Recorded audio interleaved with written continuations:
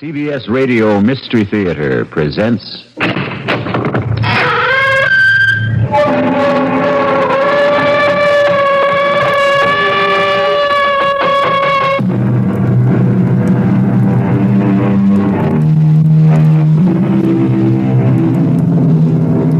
Come in. Welcome. I'm E.G. Marshall. Welcome to the sounds of suspense. To the fear you can hear. Make yourself comfortable, for there are ill winds blowing outside. This is a tale of a titanic struggle between two colossal forces, one natural, the other supernatural. The prize, a girl's soul. And in the clash, as fire and water mix, there is the very devil to pay. Come with me now to the Solway Firth in Scotland to meet the first of the forces. It's the tide! It comes in faster than an express train. Is it always like this? Twice a day. Doesn't it ever break? It will when it gets just about abreast of us. Isn't it exciting? That's one word for it. That's why you don't dare go out on the flats on foot. If the tide was due, you'd never make it ashore.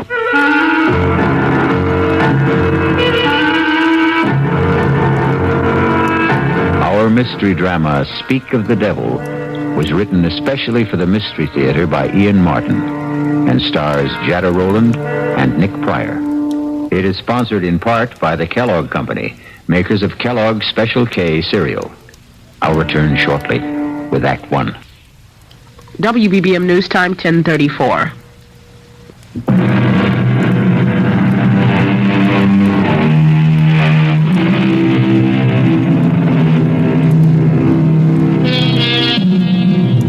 They say he who dreams on the Solway will wake in another world. Not only is the tide a terror, but so are the quicksands. And far worse than either, the bogies, warlocks, and unnamed things that haunt Scottish history. The Scots word for tonight's story is eldritch. It means uncanny, eerie, frightful, otherworldly. Listen. If you'll put out the light, Mrs. Petrie. Hold my hand, Mike. You'd better hold both mine. Why? You can't trust me in the dark. I'm sorry, Colonel Bruce. Now, Mike, Mary Ellen, I know you two young ones think a seance is a mite daft, but it's not the way the Colonel, Mrs. Petrie, and I feel. Well, then maybe we'd better not stay. Oh, no. We need 5 of the circle. It's a blessing you're here. But please, be serious. All of us have made contact with your dearest ones who have passed on through my control. Control? That's a messenger who brings us messages. Hanatu. He once was a slave in Babylon. Babylon? He's scary. Hang in, darling. Now, may we all join hands, please? I'm asking you not to break the chain of contact now. Clear your minds. Make them a blank, a quiet place. I'm reaching now, reaching away and above and out and over from here to the bonny, bonny other place that lies beyond our ken. We're biding here, Anatu, asking you back into our circle. Will you not come back to us again? Most precious lady, from across centuries, the time is not right now. I beg you, Kishbar is breathing fire tonight. Go, there is evil.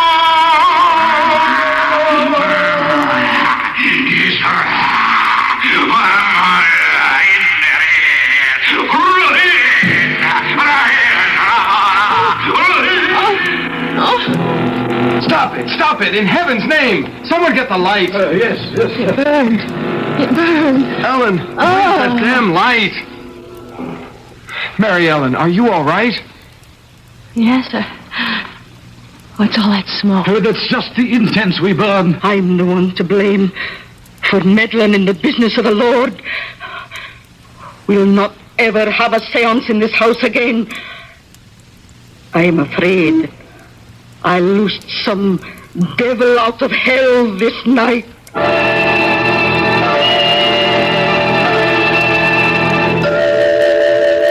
Ouch! Oh, don't wriggle so much. You stuck the pin in me, Aunt Jeannie. Oh, I'm sorry, Ellen. Oh, but it'll take more than a pinprick to burst your happiness. Thank you, Aunt Jeannie, for letting me come home to be married. And for such a heavenly day. Oh, well, I'll accept the thanks for bidding you back to where you grew up. When Dad died so suddenly, I was lost. I didn't know what to do. Well, you did just the right thing. You came home. You're two modern young people who are a lot smarter than we old people are. And as proud I am to be part of the gamble you're making in your lives. I am all goosebumps. I'll get back into my jeans and sweater. I've got a skin, just like I had last Wednesday night. Oh, don't mention it. I should never have had you children in that circle. It was so scary. What happened? I don't know. It was some kind of trick, wasn't it? I don't play tricks. Well, it was Maggie, your mother, who had the second sight, you know. That wee wisp, so delicate and so vibrant. When she died, it tore the heart out of me. But Will went off to America and left me to bring you up. Well, it put my heart back. And then when you were 15 and almost grown up and he wanted you to join him, I was left alone again. How could I stop you going? I didn't want to go. I know, but you were his flesh and blood. I found a way out of my loneliness. Nights when the roar of the tide used to come boiling up the firth outside the windows there, I thought I could hear Maggie calling to me. Or when the wind was skirling out of the northeast, I'd hear her voice on the wings of the blow. And I began to think maybe I had the call too. That's when I started the seances. Until the other night. Yes. I'll never hold a seance again. So the subject is closed. I realize I'm just a foolish old woman. I've never been so scared. You promised me to put it out of your mind. What's past is past. Your future is all that matters. It seems so right to be back. As if something were calling me. Oh, you're cold. I'll stir up the fire. No, don't bother. I just miss my American central heating. I think I'll go outside in the sun for a minute or two. Oh, go take a good brisk turn down the road while I finish this hem. That's a good idea. But don't go down the Firth road. Take the high road. Why? Well, I saw your Michael off this morning for the Solway. You don't want to run into the bridegroom on the wedding day. It's bad luck.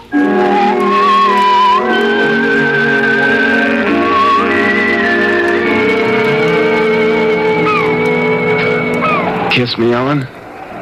Aunt Jeannie thinks it's bad luck for the bride and groom to see each other on the wedding day. You can't fault that.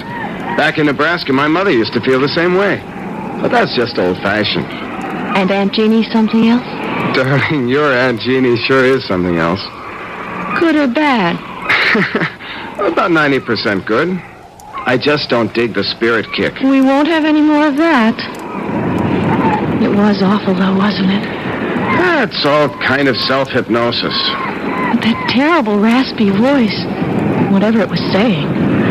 Ellen, there wasn't any voice. You didn't hear it? I heard something that sounded like your aunt choking herself to death. But the first voice. That's just the old girl practicing a little ventriloquism. No, that awful burning smell. Well, I will admit I like the Hare Krishna incense better. Come on, Ellen, let's forget all that mumbo-jumbo. Hey, dig that crazy character out there. Fishing in those little pools on the flats? What's crazy about that? On horseback? But everyone does because of the tide. The tide? I forgot. If we hadn't been up in Glasgow wedding shopping, I'd have shown it to you. Look out there to the west. If that Gilly is up on his horse, it must be... Oh, yes, here it comes. And there he goes. You'd think the devil was on his tail. What's his hurry? Look, the tidal bore. It's coming. You mean that big wave down at the mouth of the estuary? Yes, it's the tide. It comes in faster than an express train. Listen. Holy Maloney. Is it always like this? Twice a day. Worse in the autumn and in the spring. Doesn't it ever break? It will when it gets just about abreast of it. Isn't it exciting? That's one word for it. That's why you don't dare go out on the flats on foot. If the tide was due, you'd never make it ashore. Oh, Michael, it's so thrilling and so good to be alive. I love you. What'd you say? I love you.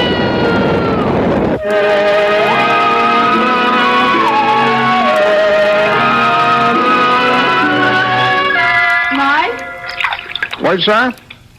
Husband? Read that loud and clear. On my way. What's taking you so long? Just brushing my teeth. Please come to bed. Why didn't you say that in the first place? Will you come under the covers? I'm freezing. I'll put some more coal in the fire.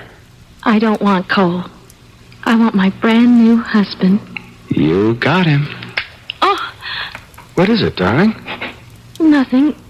It's just that funny smell. It's the coal smoke.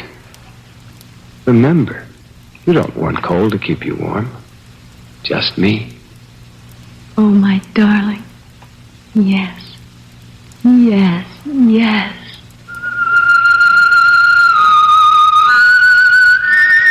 My husband. My darling. My husband. You. No. No. Please. No. No. Don't touch me. Go away. No. Oh, no. Michael. Your breath. Oh, no. Oh, no. No. No. I cast you out.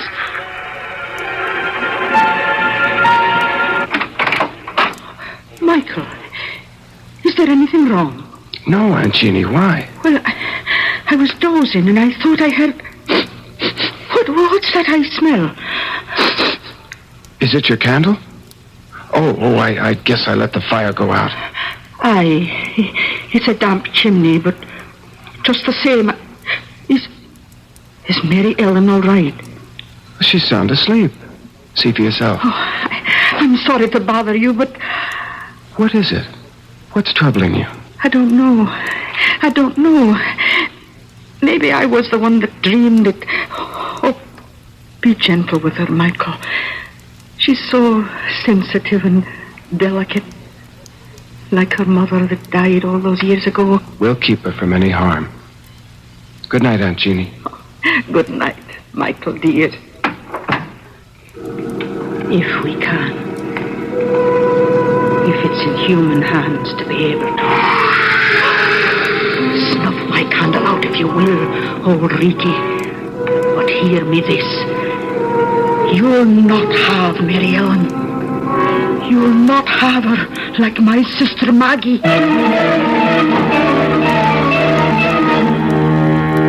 Old Ricky could be translated Old Smoky. It's a Scots name for the devil. Jeannie should know better than to mention him, for the old proverb says, "Speak of the devil, and his horns appear." Let's see when I return shortly with Act 2.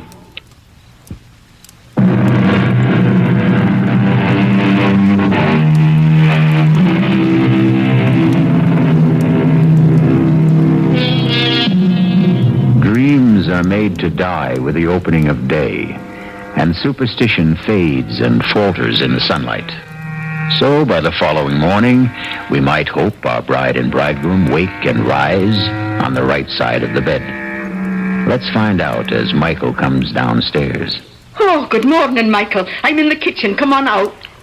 Morning, Aunt Jeannie. Well, how is the bridegroom today?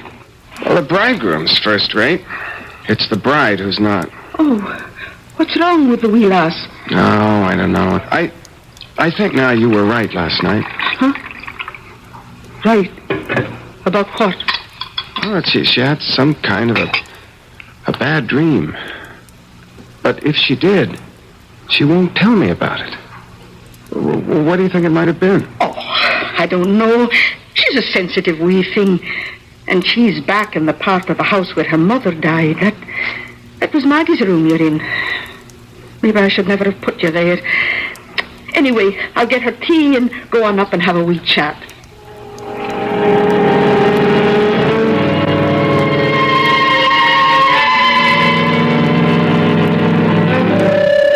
I couldn't tell Mike. I couldn't. Not after what our wedding night.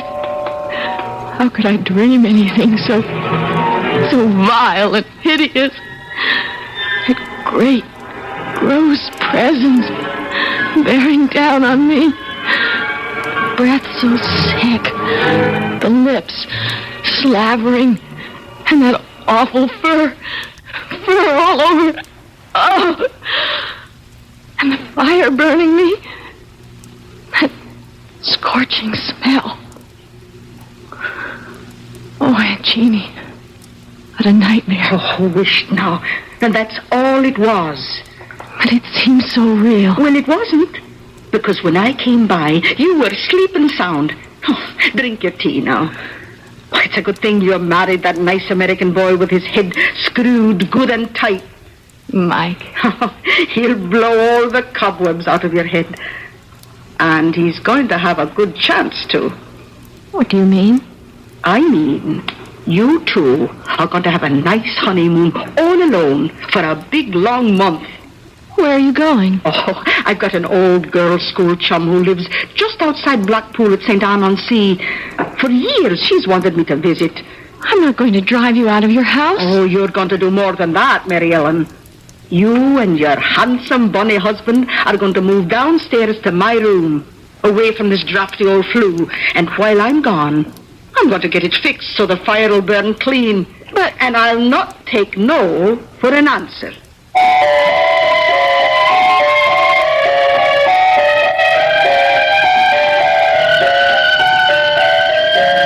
I thought Scottish weather was supposed to be terrible. Rainy, damp, no sunshine. This has been a very particular May. Our honeymoon. Yes. Sorry it's over? Desolate. Still, with Aunt Jeannie back, maybe you'll get a little more work done on the book. Darling, I have been busy in research. It is a love story. Speaking of that, do you think... Look down the road. I can't. Your front's in the way. That's Dr. Ferguson bringing Aunt Jeannie back. Our month is up. Speaking of your front, do you you know how you've blossomed in the last 4 weeks? All right, Playboy, let's concentrate on other physical problems. How do we get out of a hammock without breaking a limb? Welcome home, Aunt Jeannie. Oh, Mary Ellen, precious. You've turned into a real Scots lassie. You've got the bloom on your cheeks. It's happiness. And those warm spring winds from the west. Hello, Dr. Ferguson. Well, Mrs. Tilson. As a physician, I can only concur with your aunt's diagnosis. You're a picture of health. And how are you, Mr. Tilson? Never better, sir. Oh, I can believe that. Well, I really have to be back on rounds. Thank you for meeting Aunt Jeannie at the station. It should have been me. Without a car? Oh, you'd have had hard shrift getting me aboard Old Bess since the carriage broke its wheel. You know, Jeannie, you should put that old horse out to pasture now she's nothing left to pull. Oh, I couldn't do that. We're too used to each other, poor old soul. All right, Dr. Ferguson. Away you go. Right you are. See you soon. I'll take your bags up to the house, Aunt Jeannie. Oh, give me a hug first. That's right. Now, off you go, and me and Mary Ellen will have a week's chat on the way up to the house. Goodbye, Percy. I should never have said that. He hates the name. I'm not sure I blame him. Oh, well, that's not what's on my mind. How are you, dearie? You can see for yourself. Oh, don't say anything to Mike yet, but I just have to tell someone. Aunt Jeannie, I know I'm pregnant.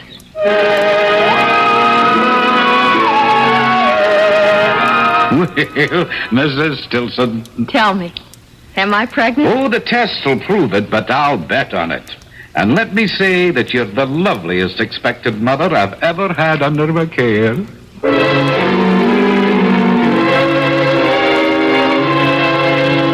a little morning sickness is to be expected in these early months. Still... There's nothing wrong, Doctor. A young, healthy woman, what could be wrong? Still, we must take precautions. I'm writing out some medication for you that I want you to take each day.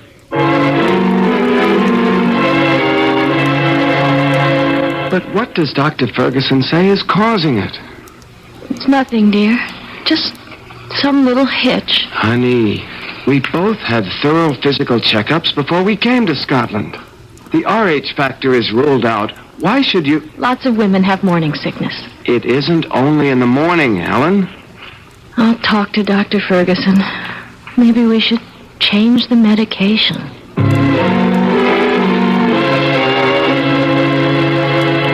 Mary Ellen, dear, I talked to Dr. Ferguson, and he's completely puzzled. I'm not sure that I am, though. Is there anything you want to tell me? What can I tell you, Aunt Jeannie, that I haven't told him? Are you in pain? I've talked to the doctor about that. It isn't pain. I don't know. Ellen, are you dreaming again? Of what? Of the presents. I don't want to talk anymore. I just want to sleep. Only I don't want to. I don't want to sleep at all.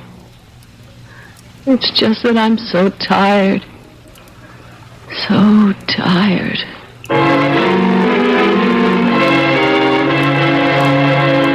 You have to help me, Aunt Jeannie. How, Michael? Dr. Ferguson says that physically Mellon should be all right, that the baby seems to be thriving. It's her mental state that... Do you know she won't go to sleep at nights? She forces herself to stay awake?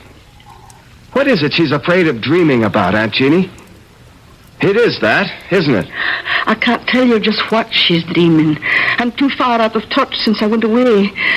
But I do know one thing. The only way to stop it is to get her away from here. As easy as that? Oh, not so easy, maybe. She's bound and determined on having you finish your book first. Ah, the devil take the book. Mellon comes first.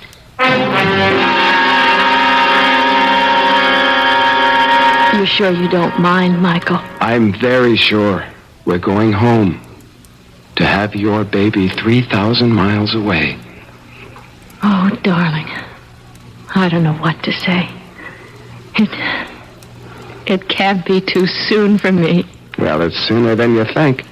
We're booked out of Glasgow tomorrow afternoon, home for America. I don't know. I should be feeling all sorts of things, I know, but the only one I can really feel is relief. Oh, such blessed relief. Oh, for the first time, as long as I can remember, days, weeks, I just want to go to sleep. Good night, darling. Rest. Sweet dreams. You'll keep me safe. You won't let me come to any harm. For better or worse, in sickness and in health, until death do us. Sleep, poor baby. Rest. I love you, Michael. I love you. Keep our baby safe. Don't let...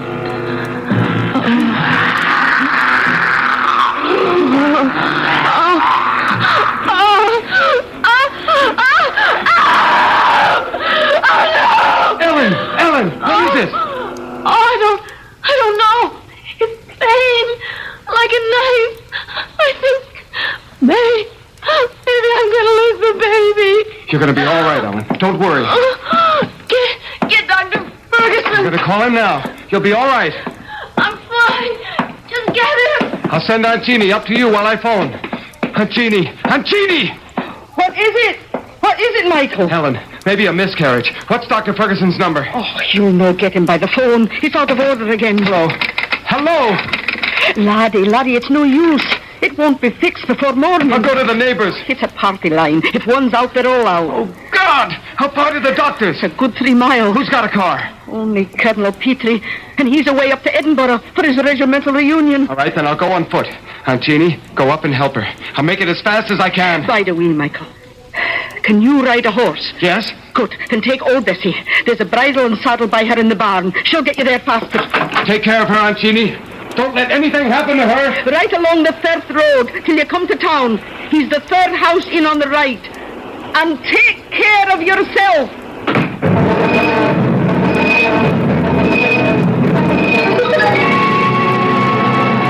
What's taking Michael so long? Oh, just lie still. Don't bring back the pain. It's funny. I thought it was going to tear me in two. And then within 10 minutes after Michael left the house, it just stopped suddenly. As if... What's that? Oh, it's a car. That'll be the doctor. I'll let him in. Bide quiet now.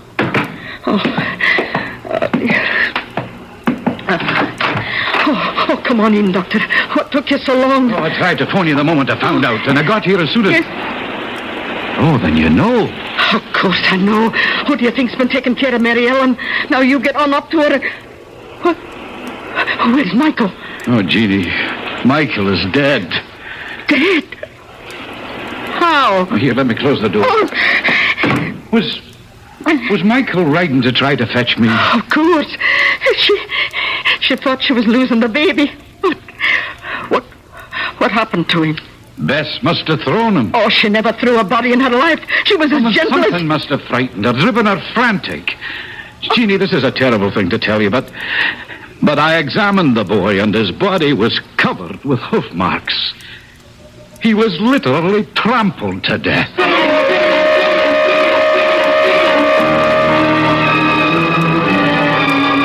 So Ellen has kept her baby and lost her husband. Some evil force shadows this innocent and tragic girl, and still may threaten her. Those hoof marks, were they from the horse? Or in some dark, unfathomable way, were they supernatural? A demon's footprints? Perhaps we'll know when I return with Act 3. This is WBBM, Chicago.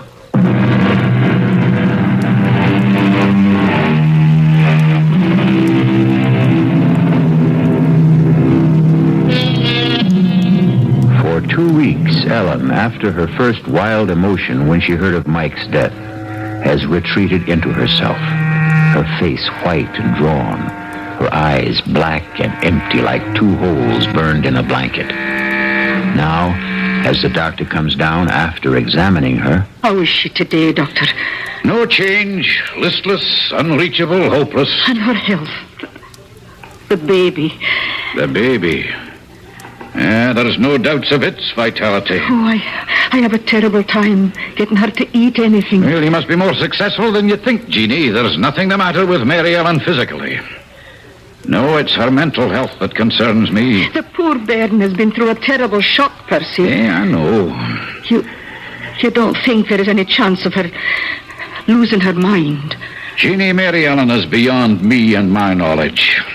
Somehow we've got to call in a psychiatrist. Oh, Percy, what is it you're afraid of for Mary Ellen? Well, you don't like my medical term. I want to know. Very well, then. Schizophrenia, more specifically dementia precox. Paranoid type, I guess. Oh, well, what does all that mean? Withdrawal from life, delusions of all kinds, persecution, unseen enemies, that sort of thing. Oh, the second sight. Just like all of us. Now that's enough of that nonsense. You're all sensitive, delicately balanced women, but all things being equal, perfectly normal. Well, I have other calls to make. Oh, well, I'll walk you to the door. Any instructions for Mary Ellen? Oh, just that she keep on with the sedation I've provided. And Jeannie, try to persuade her to let me call in another doctor. I'll see what's best to do. Be very careful. I'll do what's right. Hey, I think maybe tonight I'll take a run up to Glasgow and have a consultation with a friend of mine, Dr. Engel. Good man. Maybe I could persuade him to run back down here with me just to observe her. Oh, bide a wee till I see what I can do first, eh? Yeah, all right. Another day or so can't do any harm. I hope.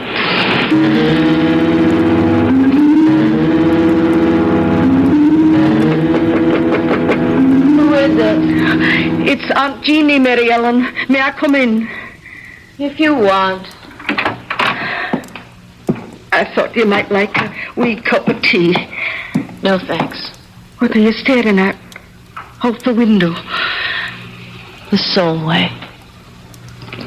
The tide just came in. Roaring and boiling.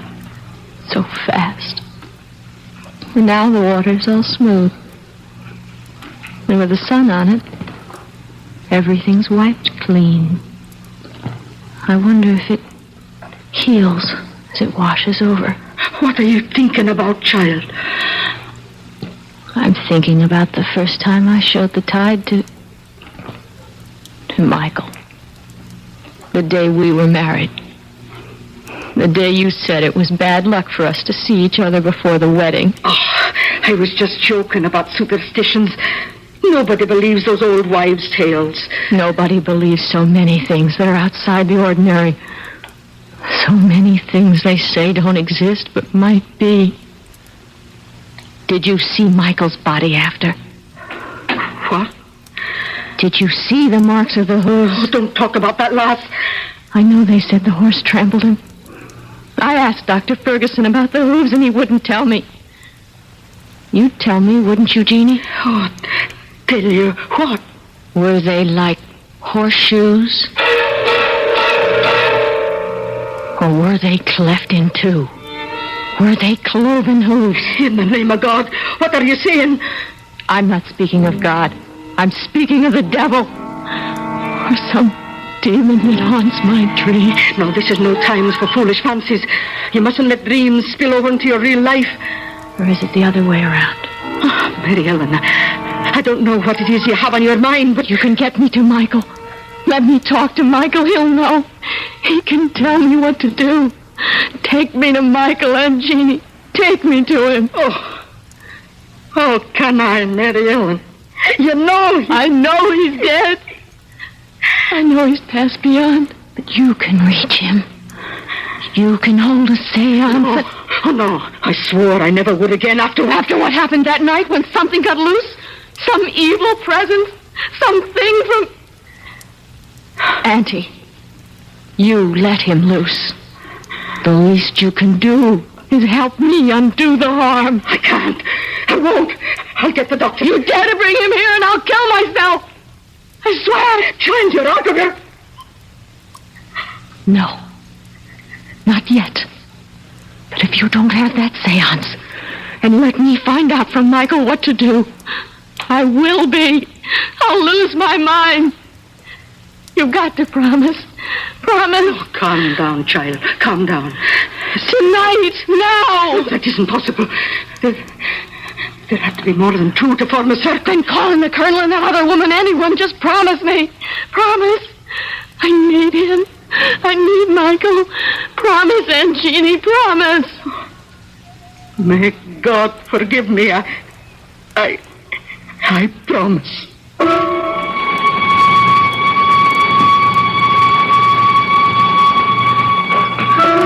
May we all join hands, please. Clear your minds. Make them a blank. A quiet place, open and hushed. I'm reaching now, reaching away and above and out and over from here to the bonny, bonny other place that lies beyond our ken. Can you hear me, Anatu? Can you come to me into our circle? Anatu, we're reaching for you. Oh, I can't make contact. Ask for Michael. I have no way to him. Then let me. Oh, try it. Everyone, concentrate. Be still. Be still. Michael. Michael, I need you. Come to me. I'm here, darling. Oh, Michael, I love you. I love you. We'll be together again. Michael. It's not our child you're carrying. Get rid of it. Michael! It's no use, child. There's no contact tonight. We can break the ring. Will someone turn on the light, please? Oh, I'm that sorry, Mary Ellen. It's all right, Aunt Jeannie.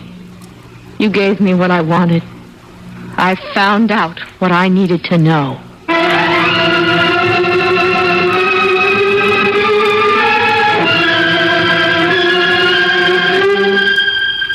Oh, I'm afraid that's quite impossible, my dear. You're not as backward as that, Dr. Ferguson. Abortion is perfectly legal, isn't it? Oh, I'm not concerned with the legality, Mary Ellen. As it happens, it is, but... Then help me. I can't, dear. It's too late. What do you mean, too late? When you came to me a few weeks ago and we determined your pregnancy, you must have known that I would know it was already well advanced. But it wasn't. Michael and I were only married a month before that. You should know that. Well, of course I know that, my dear, but facts are facts. You're carrying a child that's past midterm, and abortion now is just too dangerous. Past midterm. 4.5 months. My guess is at least 5. That fast? Oh, God, no. It mightn't wait. It could be born any minute. There's no one to help me but myself. Well, I'll drive you home, child, and I'll give you something to get a little rest.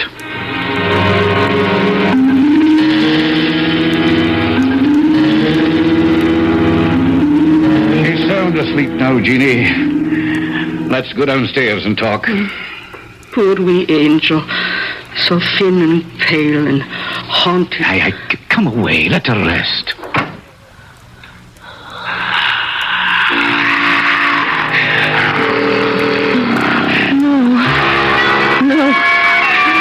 what you gave, you'll never take away.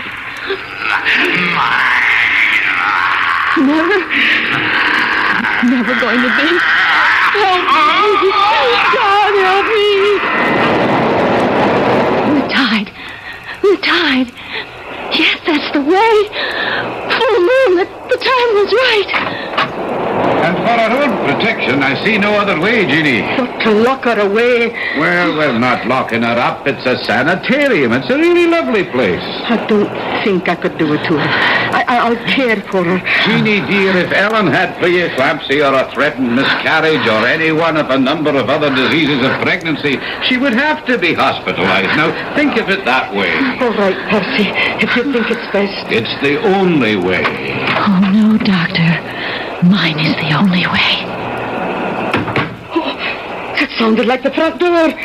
Ellen, I'll check upstairs. You look outside. Oh, but I thought you said she... Oh, dear Lord, I got a premonition. Mary Ellen? Mary Ellen! Are you out there? Jeannie, it's her. She's gone. No. I gave her enough sedation to knock her out, but she's gone. But where? I had she's out on the first. Come on, Jeannie. We've got to catch her before the time.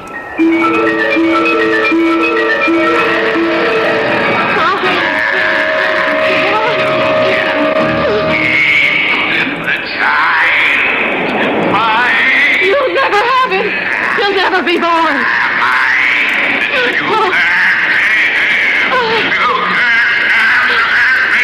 One way, you built from hell.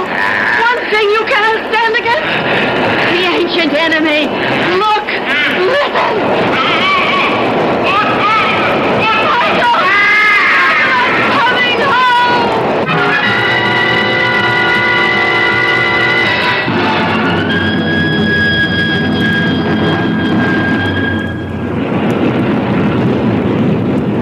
There wasn't a chance. We couldn't have saved her. My poor wee motherless lamb. It did not take her long to follow her poor husband. But the child... It hadn't been born, and she didn't want it. It wasn't Michael's, you know. Are you sure of that? Oh, yes, it was 5 months old at least from the size. A monster. No, I didn't say that. Still, I was thinking of x-rays. There was something strange about that embryo. I can't quite explain. It was nothing you could have understood, Doctor. So, at the last, it was all the Lord's will. And maybe for the best. At least, Michael and my Mary Ellen are in God's pocket. At last.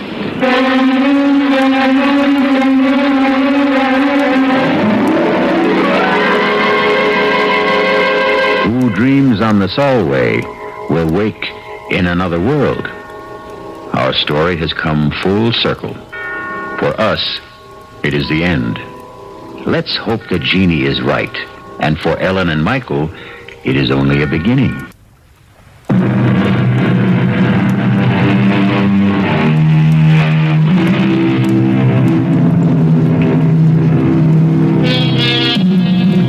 One final thought. If you believe some dreadful incubus possessed poor Ellen, driving her and her husband to their deaths, there is another explanation. Insanity did run in her family. So either way, even if there was the devil to pay, it still was all in the mind. Our cast included Jada Rowland, Nick Pryor, Bryna Rayburn, and Ian Martin. The entire production was under the direction of Hyman Brown. Now, a preview of our next tale. And why would I want to get rid of my coat? Because of the blood stains, naturally. Oh, please, Frank. How are we going to live with this, Estelle? You suspect me of being a killer. I never said You don't that. have to say. I can tell by your face, by the tone of your voice, you suspect me. I don't know. I don't know what to think. Well, if you think I'm a killer, shouldn't you want to stop me? How? I believed it. Who would believe me? I'm sorry, Estelle. I'm sorry for both of us. I should have never written a book like that, and you should never have read it. I don't know what kind of life we can have together. You'll never know the truth. But I will, Frank, I will. I found a way to determine the truth. Well, how? How could you?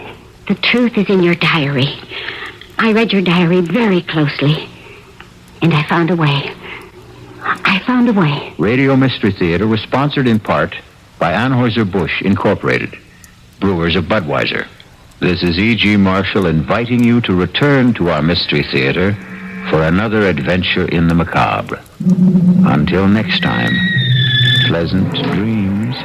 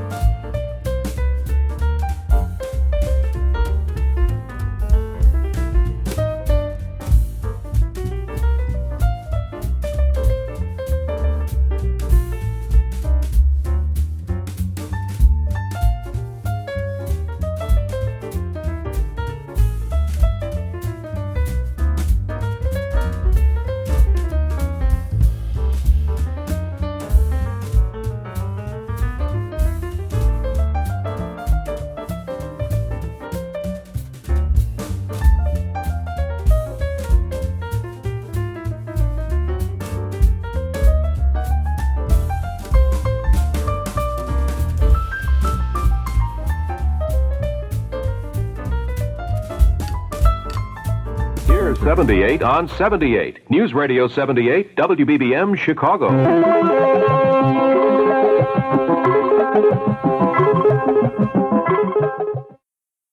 The CBS Radio Mystery Theater presents...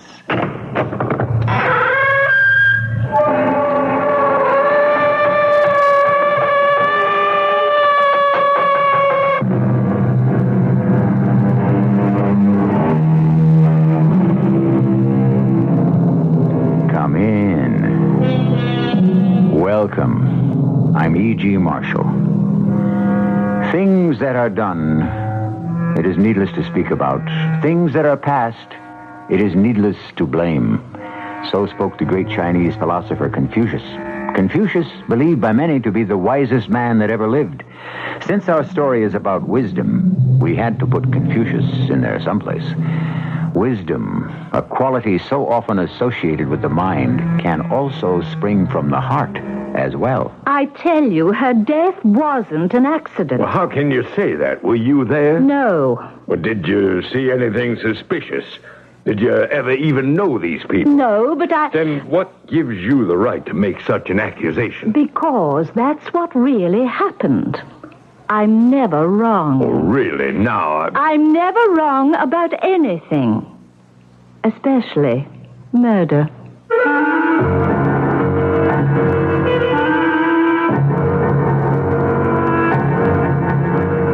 Our mystery drama, Sound Advice, was written especially for the Mystery Theater by Victoria Dan and stars Carol Teitel. It is sponsored in part by Buick Motor Division. I'll be back shortly with Act One. Basically, you're kind of a procrastinator, aren't you? Can I get back to you later on that? But you don't just put things off. No, sir, you put things off for a reason. Say, when are these snow shovels going on sale? August. I'll wait. But what about the 2 feet of snow in our driveway, Wally? It'll melt. Well, for you purposeful procrastinators, Buick has some very good news. At this time of year, your Buick dealer may get very accommodating when it comes to deals on compact, fun-to-drive Skylarks, roomy, comfortable Centuries, luxurious Regals, even full-size LeSabres and elegant Electras.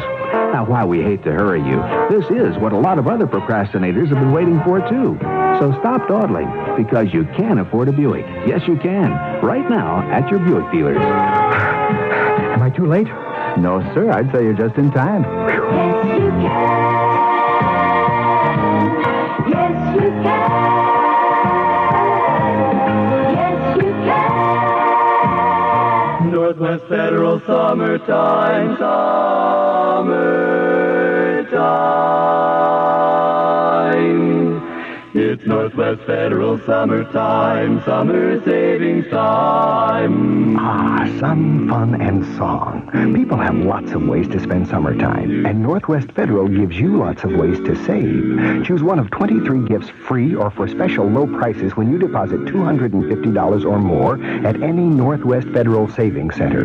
There's an Igloo ice chest, a Weber grill, a Norelco Gotcha hairdryer, a Sunbeam hand mixer, and other gifts to help make summer savings a little easier. So when summer's over, you'll have more than a suntan to show. So sing. It's Northwest Federal Summertime, 63 hours a week, summertime.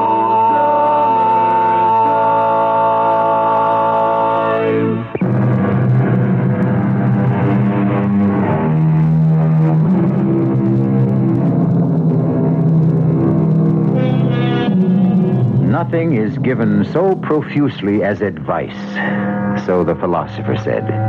In a world constantly tormented by food, energy, and water shortages, isn't it reassuring to know that there is at least one commodity, advice, which will never be in short supply? Yet, despite the profusion of free wisdom, too many people feel the only advice worth taking is the kind you have to pay for. Perhaps that isn't so odd when you consider that we usually end up paying for even the free advice, often in ways we least expect. Did you say something, Freddie? You haven't heard a word I've said. Said about what? Oh, for Pete's sake. Oh, look at the absolute mess you've made of the paper. I should know better than to disturb you when you're reading Dear Doreen. What did you say? I bet there isn't a breakfast table in America where a man can have a decent conversation with his wife. You're all too busy reading that gossip column. It's not a gossip column, it's an advice column. It's the same thing. Some female poking her head into other people's business. What earth-shattering advice is the old bat giving today? Mavis? You really want to hear? Sure, why not? The letter goes like this. Dear Doreen, I'm an attractive, fashionable housewife with immaculate habits.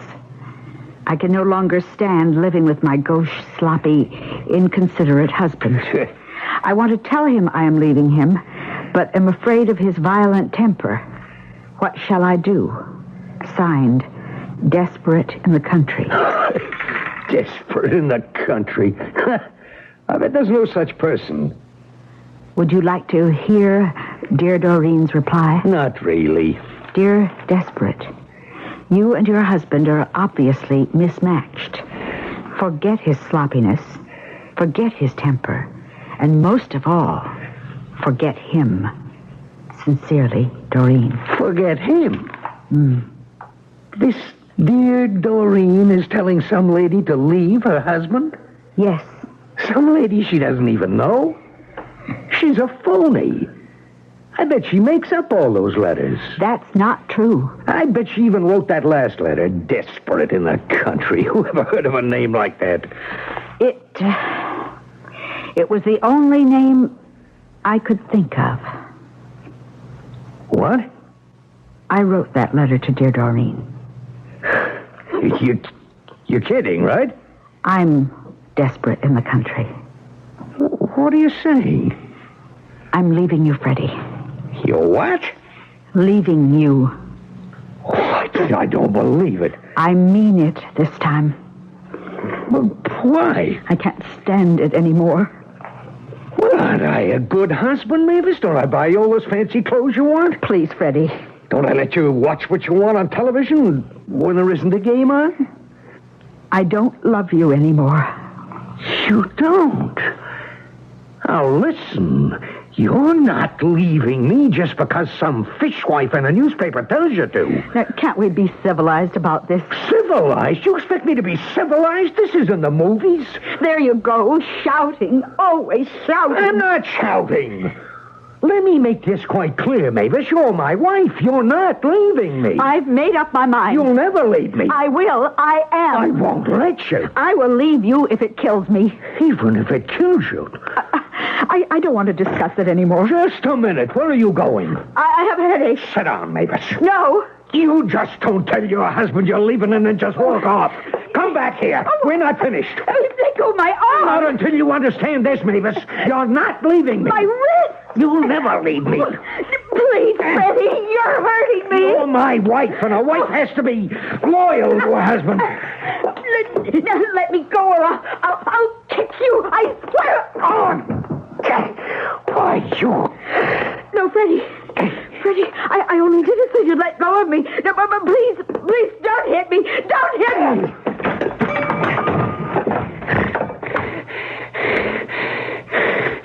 Mavis? Come on, Mavis. I didn't hit you that hard. Come on, get up. Oh, all right, I apologize. I shouldn't have gotten so mad. I shouldn't have hit you. Did you hear me, Mavis? I said I was sorry. Mavis? Honey? Please, answer me. You can't... It was an accident. You must have hit your head when you fell. I don't mean to... It was an accident. No one will believe it. I gotta think. I gotta think.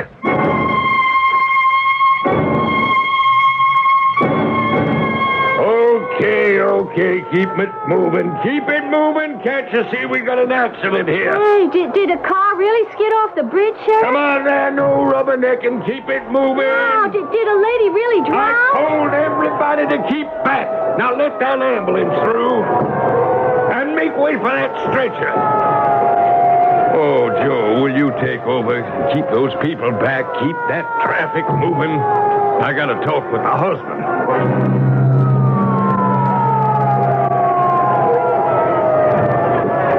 Tell me again what happened, Freddie. Sheriff, Now, I know this is upsetting for you, but I have to ask. Now, how did it happen? Well, we were driving into town, Mavis and me. The car skidded out of control down the embankment into the river. Could Mavis swim? Well, of course she could, Sheriff.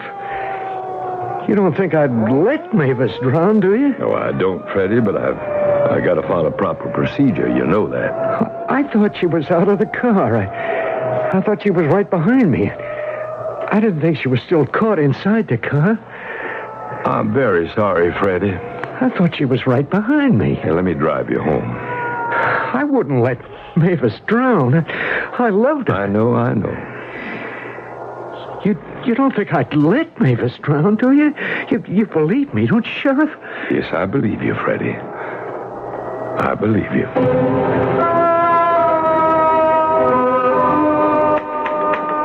Dear Puzzled, your mother-in-law does not know everything. Come in. Hello? Yes? I'm Jenkins Smith, new managing editor. Oh? I'm visiting the various departments, introducing myself to the staff. This is the dear Doreen office? Yes, that's right, Mr. Smith. And you are... Doreen Compton. Doreen? You mean there really is a dear Doreen? Who else do you think writes the column, Mr. Smith? I thought, I was sure it was just a name someone made up. You do it all alone? Is that so astonishing? Well, even when I tried to picture dear Doreen as an actual person, I was sure she'd be older. Many people think of Doreen as... a doddering old maid. Your column has always fascinated me. I get the impression that isn't a compliment. Is there a point, Mr. Smith, that you are inadequately attempting to come to? You certainly live up to your reputation. Well, I wasn't sure I had one. A way with words.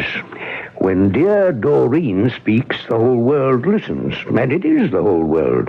You're syndicated. So doesn't it ever bother you? What? The power you hold? I don't believe in false modesty.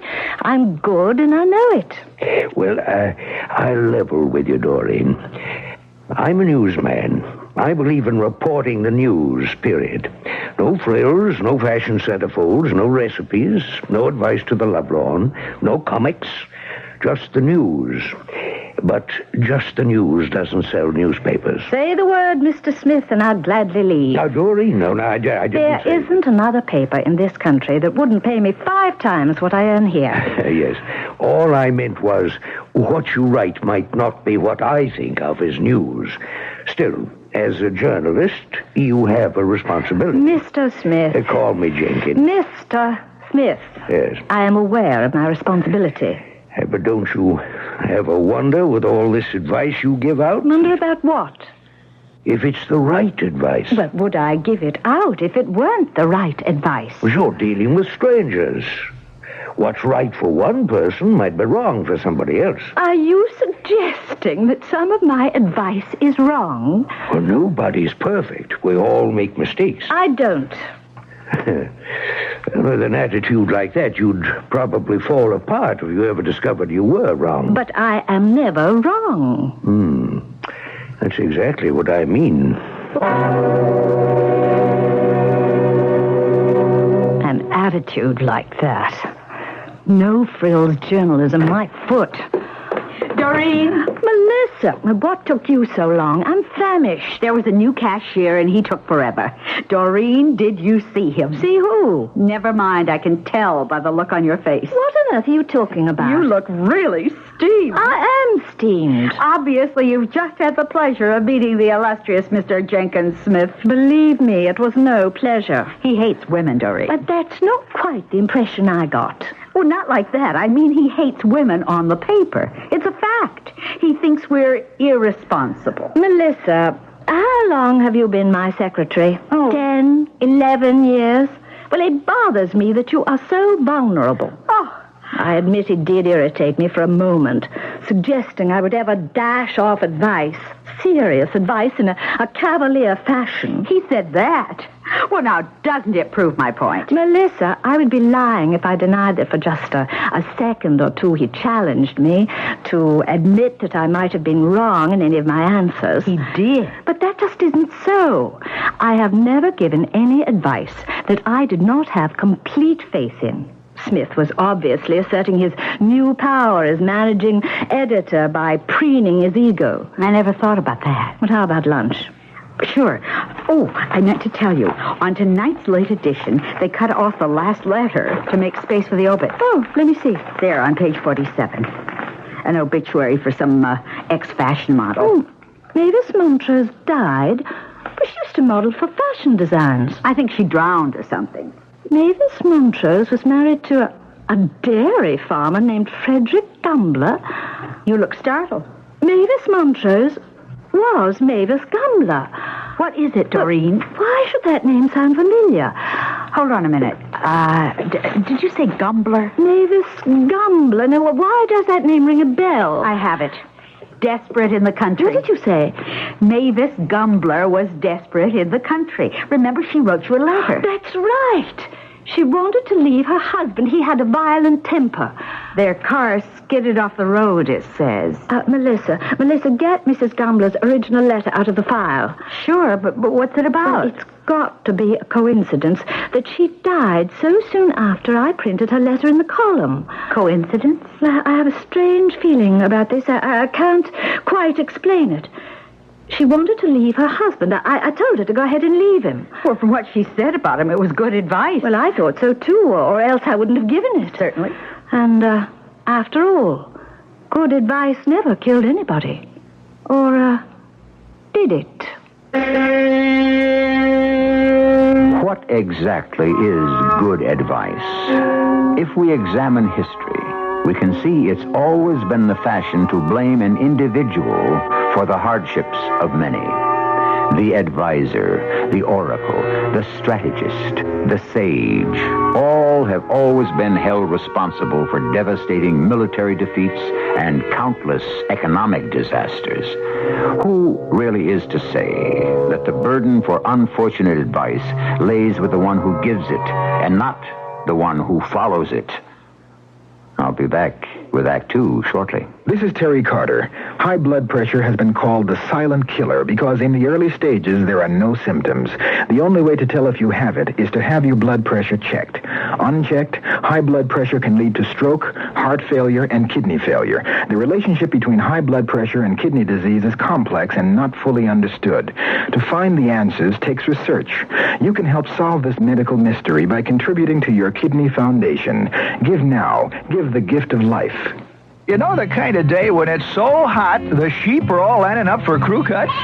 Well, that's the time for country time. Country time, country time. Tastes like that good old-fashioned lemonade. Country time lemonade flavored drink. Not too tart, not too sweet. With natural lemon flavor. When you got a thirst for the taste of good old-fashioned lemonade. Country time, country time. Tastes like that good old-fashioned lemonade. Heroic acts often go unnoticed. There's no real glory, no medal pinned on your chest, beyond knowing that maybe you helped save a little piece of the world. Peace is so difficult to hold on to, and yet, what is peace? Just time between wars?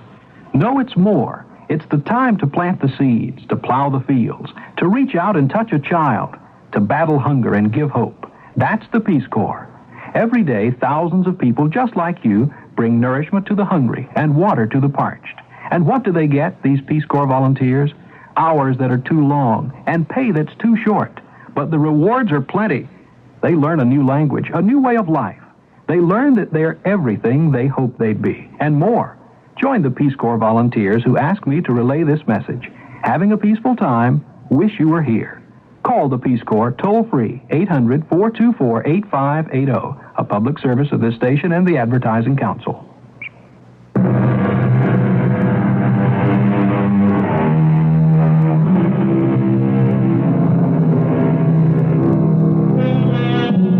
About this matter known as coincidence, there are two definite schools of thought. Most of us think practically, that is, we believe coincidence is the random crisscrossing of two unrelated events. A surprisingly large number of scholars, however, are enrolled in the program that preaches there is a plan. Each event in this world is irrevocably connected to another by some mysterious universal directive. Nothing happens by accident. This revelation, while soothing to many, may be quite distressing to others. Doreen, what did you just say? Maybe Mavis Gumbler's death wasn't an accident. But of course it was an accident. Well, I find it rather strange for a man to just leave his wife in a sinking car. There's something about this, accident that bothers me. Tell me. I can't explain it. It's just a feeling. Uh-oh, look out. No, I'm serious, Melissa. Don't you find it strange that a woman should die the same day I print the answer to a letter? I still don't understand. I think Mr. Gumbler let his wife drown. He let her drown?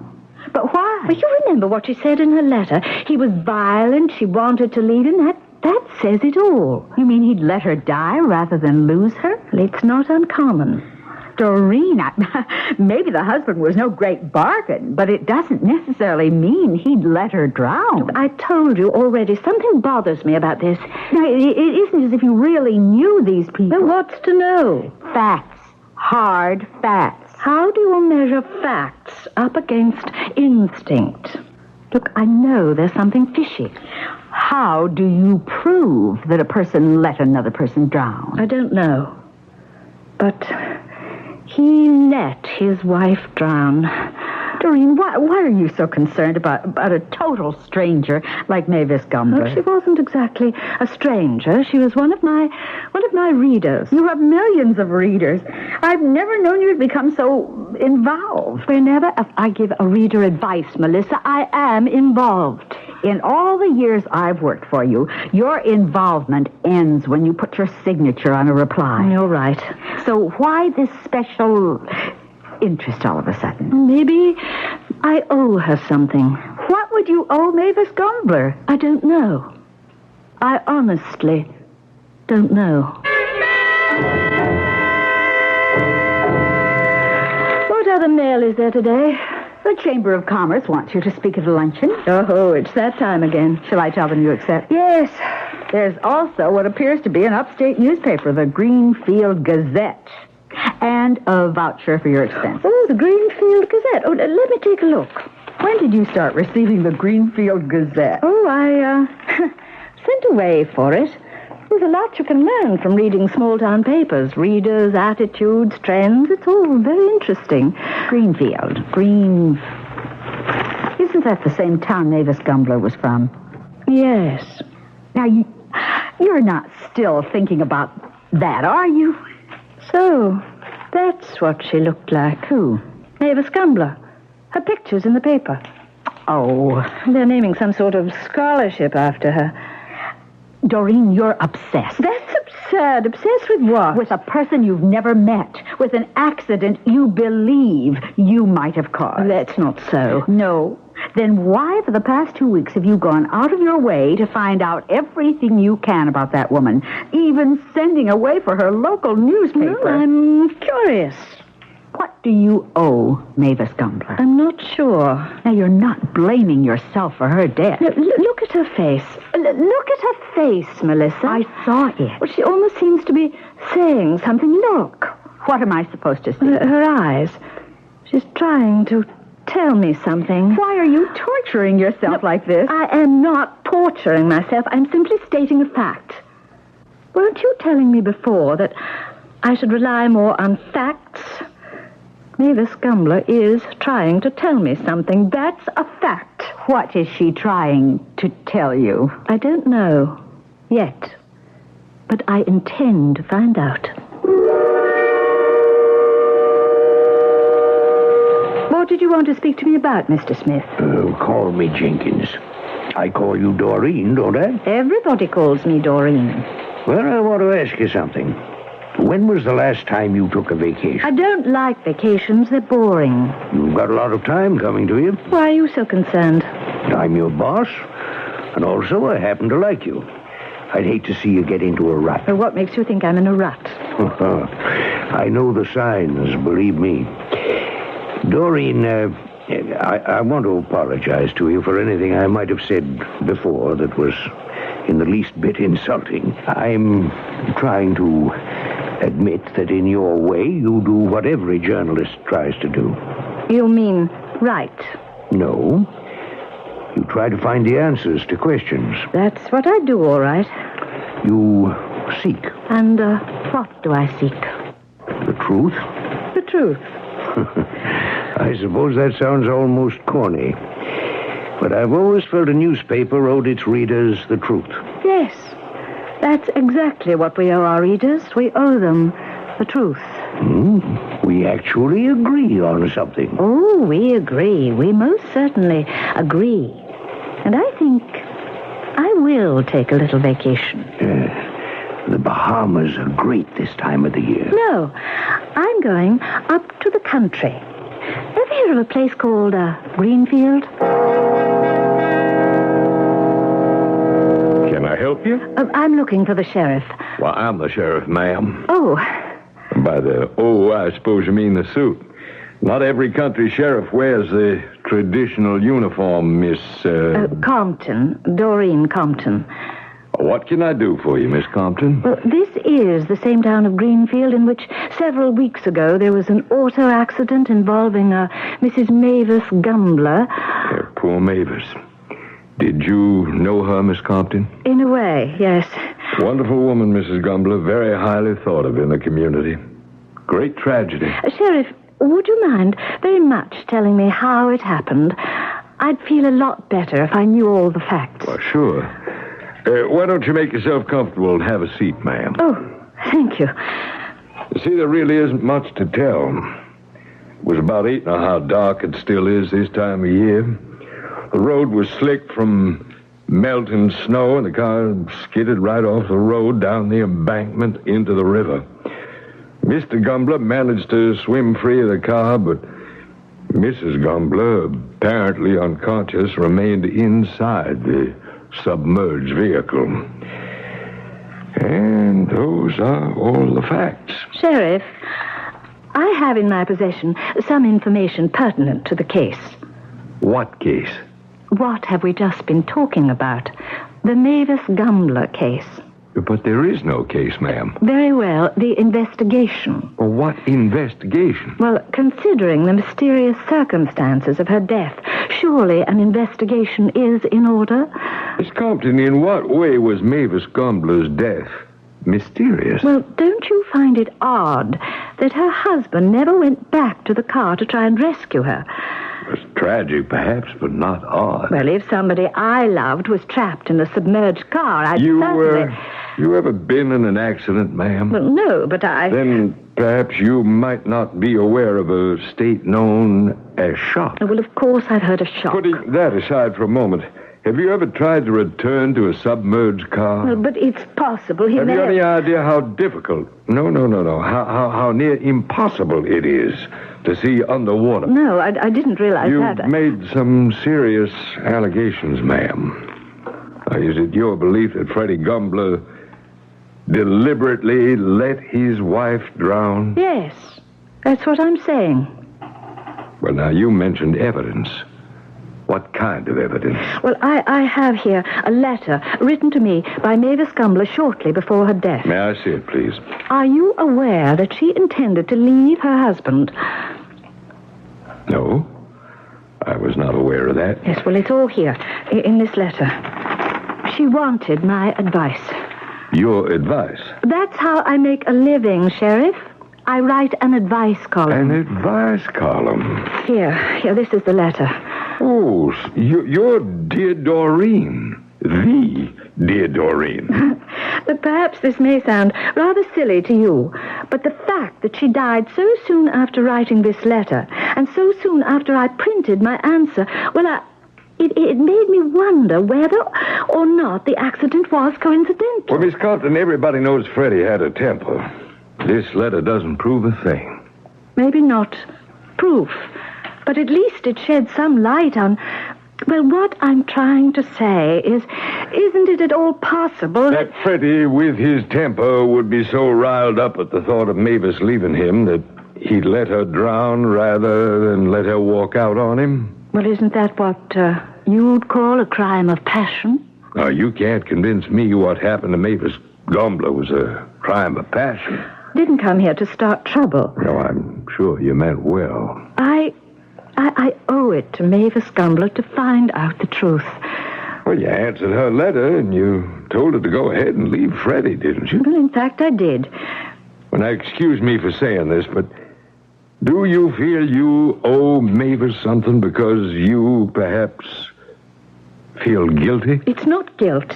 Well, what is it? I have nothing to be guilty about. It's just a feeling I have, that's all. A feeling? Yes, Sheriff. It's a kind of intuition that I've always had. Something instinctively disturbs me about what happened to Mrs. Gumbler. You mean you came all the way up here because of a feeling? Perhaps if I could just see I've already anticipated your next question. Here you are, Miss Compton. There's a... Oh, photographs of a body. That's what you were about to ask me for, am I right? Is that Mavis Gumbler? After she was taken from the water, as you can see. Yes.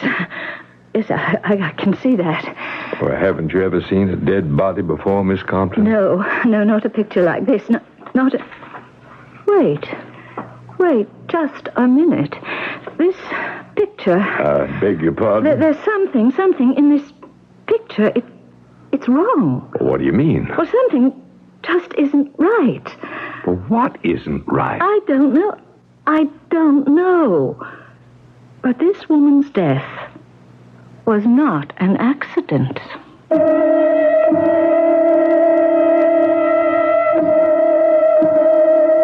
In all fairness to the accepted rules of storytelling, we admit that certain clues have already been furnished in Act One. We like to think that you, the listener, have grown rather adept at deciphering the puzzles concocted here regularly. Detectives who use intuition as a means of solving mysteries are well aware that this phenomena is the subconscious mind's analysis of facts.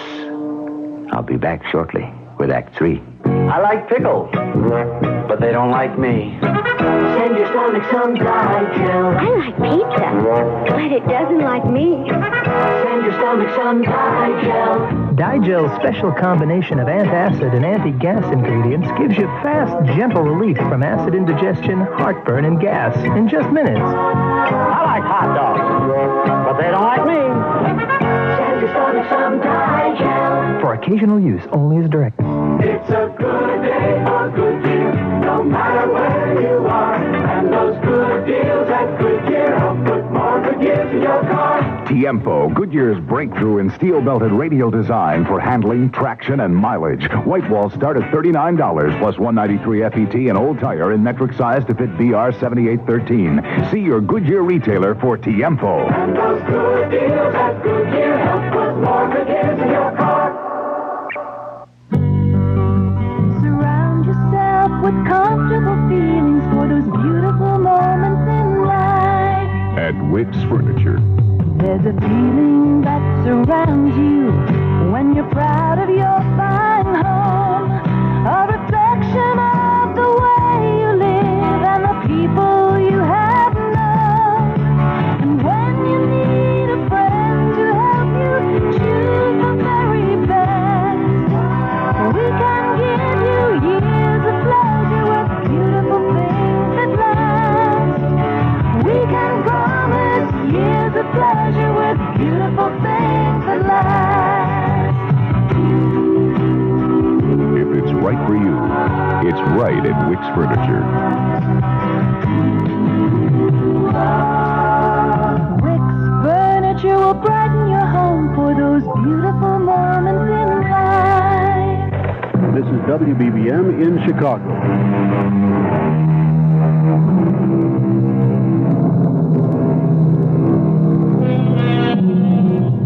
By what power do we become the victims of an obsession? Is it the power of guilt, vanity, or perhaps obsession is a force all of its own? Why would a woman travel hundreds of miles to a rural town in upstate New York to prove someone's death was not an accident? A person who was a total stranger? From where does the energy come that fuels each person's individual quest for truth? A quest so often launched with a double-edged sword. For while we all feel compelled to seek the truth, are we not also afraid of what we will find? Let me understand this, Miss Compton. You say you feel that Mavis Gumbler didn't die accidentally. Yes, Sheriff, I somehow know she didn't. I already explained to you, ma'am, that it's impossible to prove her death was anything but an accident. I'm not talking about the accident. Well, what are we talking about then? I believe she was dead, or at least unconscious before the accident. How on earth did you arrive at that conclusion? Well, I can't explain it. There's something about that picture. Yeah, but you can't quite put your finger on it. Is Correct. Now, I don't know what kind of world you live in, Miss Compton, but allow me to explain what the reality is up here in Greenfield. A person, might I say a fine person, has died and been laid to rest. I have no intention of permitting you, or anyone else for that matter, to cause further pain and anguish to the bereaved, unless you're prepared to back up your accusation with facts. But, Sheriff, I warn you, Miss Compton, not to make a nuisance of yourself. I have no intention of leaving until I have solved this matter to my satisfaction.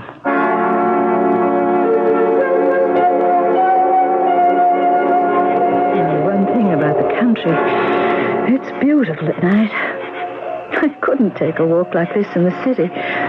Still, I suppose I had better get back to the hotel. Oh, who's there? I said, who's there? Who are you? You're her, aren't you? I don't know what you're talking about. You're her. You're dear Doreen. But who are you? I had to see you. I had to know what you look like. Who are you? Why did you have to come here? Why couldn't you just leave us alone? You're Mr. Gumbler. How could you be so cruel? How could you tell Mavis to leave me? Oh, now, Mr. Gumbler, Don't you know a woman's place is with her husband? Look, in the first place, I didn't... She'd be alive if it weren't for you. I beg your pardon. You and that stupid column of yours. You had to put ideas into Mavis's head. It wasn't my idea for her to... You're the one that caused all the trouble between Mavis and me, pretending you know how to solve other people's problems. A meddler is what you are. If you will excuse me, Mr. Gumbler, I really should be returning to my hotel. It's your fault she's dead. I refuse to stand here in the cold night air and argue with you. Go on, walk away. But I warn you, Miss Dear Doreen, you're not welcome here. The sooner you leave, the better. Are you threatening me? It's more than a threat. It's a promise.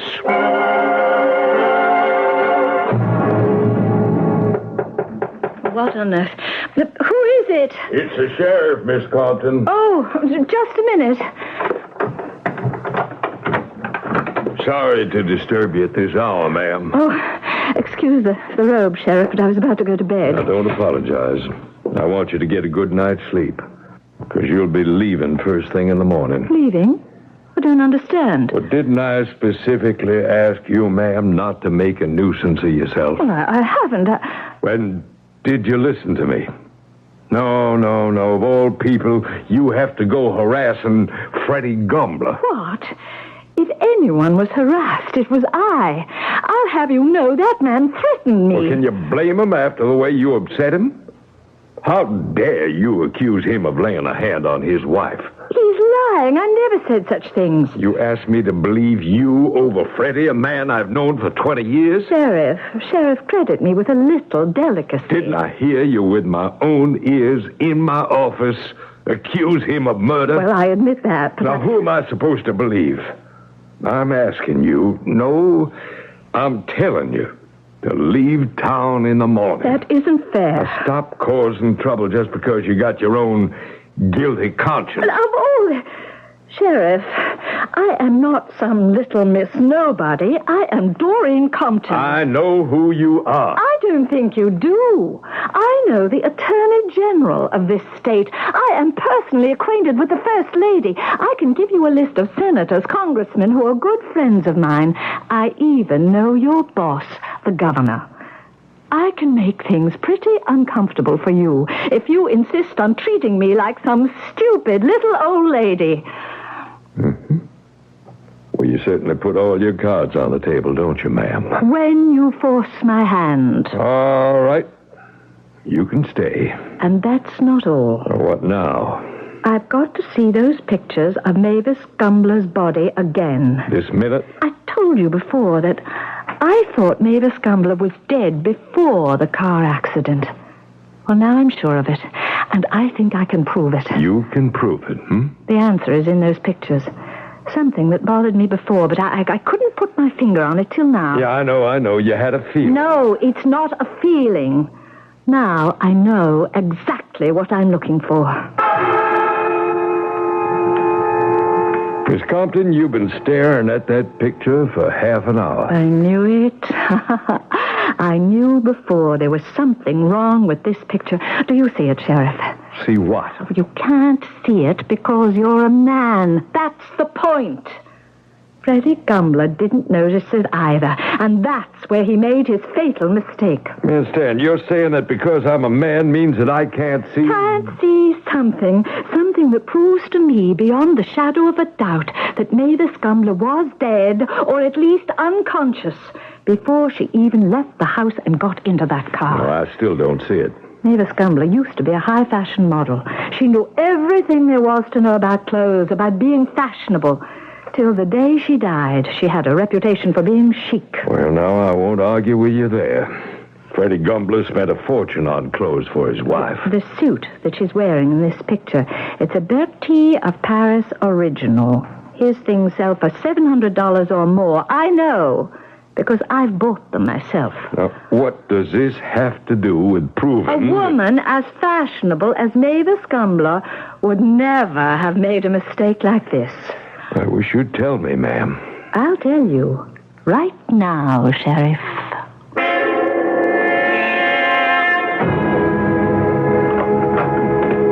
Sheriff, what's going on here? Sit down, Freddie. What's this all about? Freddie, I want you to tell me again, from the beginning, what really happened the day of the accident.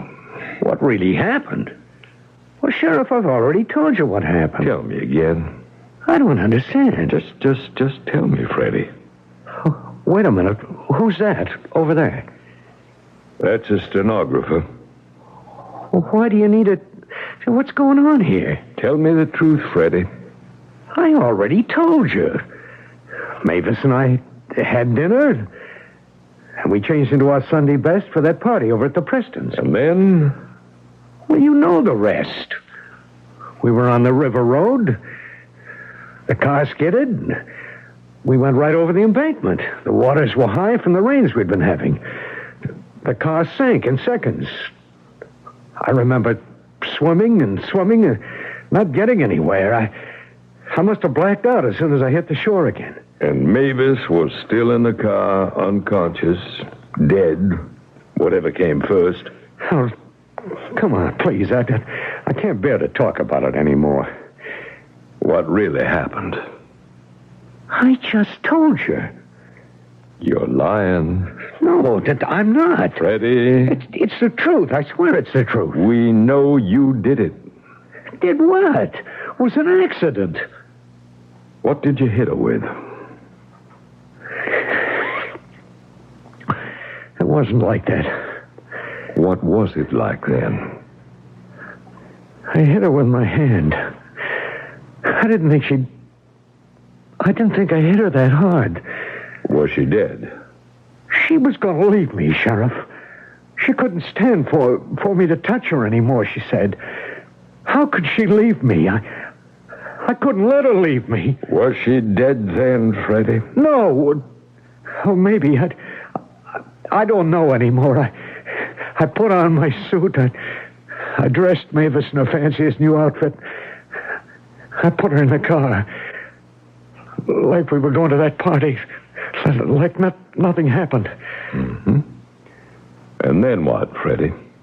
We drove around for a while, and soon it was like old times. Me and Mavis all dressed up, going to town. I started to talk to her. Looks like more rain, Mavis. I said. Sheriff, I realized then she wasn't going to answer me. She was never going to answer me. I pressed my foot down on the accelerator, and that's when I went into that skid. When the car went crashing down the embankment, I was thinking, this is what dying feels like. But when the car hit the water and started to sink, and soon the water was up past the windows and dark and cold, and I still wasn't dead, I knew I was afraid. I didn't want to die. I wanted to live. And so you managed to get out of the car and leave Mavis behind. I left her behind. All right, Freddie.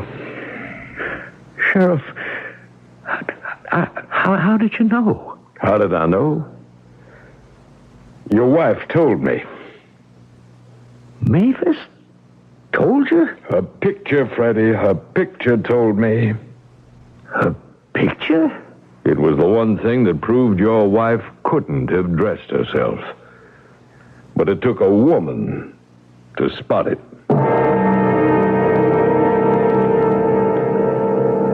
You do see, Sheriff. You do see what I mean. Yes, indeed I do. Mavis Gumbler would never have walked out of the house dressed that way. A $700 suit with the skirt on backwards. Anyone as fashion-conscious as she was would know that for this suit, the zipper does not zip up in the front. As good be out of the world as out of fashion, so the saying goes. As always, it's the little things, the so very insignificant details that become our undoing. The microscopic blunders, invisible to the untrained eye, just as easily emerge as glaring discrepancies to the more sophisticated observer. I'll be back shortly. I'm excited about my life. I'm not wandering around. I'm really determined now. That's Kelly Blixton. She might still be working as a waitress if she hadn't gone to technical school. Instead, she's working as an electrician. I started my involvement in the electrical field approximately 3 years ago. And in retrospect, I was very confused about a lot of things at that time. I didn't feel very good about myself. I hadn't done anything. Now, after the number of years and the amount of study and the amount of work that I have put in and the discipline, it's not that I feel I have achieved something. I know I have achieved something. I really like who I am a lot. If you think technical school might be what you're looking for, write Careers, Box 111, Washington, D.C., 20044. We'll send you a free record brochure that could change your whole life. A public service of this station, the U.S. Offices of Education, and the Advertising Council.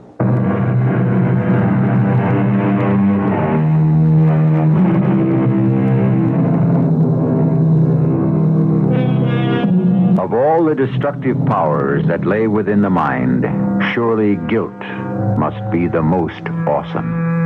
How are we to explain the vulnerability of even the most confident human being to the ravages of this simple emotion? What is this ceaseless drive to learn the truth at any cost? Perhaps the answer lies somewhere in our respect for those truths which are painful only when we avoid facing them. After all, are not the invisible burdens the heaviest? Our cast included Carol Teitel, Cork Benson, Arnold Moss, and Martha Greenhouse. The entire production was under the direction of Hyman Brown. And now, a preview of our next tale. Did the Earth capture the moon? Or did the moon attach itself to the Earth? Did the Earth capture the moon, or did the moon attach itself to the Earth? Does that mean that you are the Earth and I am the moon? Is that how it is? Or you are the Earth, and I am the moon. That could be how it is, too. And whichever way it is, we are bound to each other. We love each other. Is that it? Wait. Hush. Wait. Wait for what? A sign. Wait for a sign. Well, what happened? What was that? Look, the apple tree. It's split. It's split right down from the center. It's a sign. This is E.G. Marshall inviting you to return to our Mystery Theater for another adventure in the macabre. Until next time, pleasant dreams.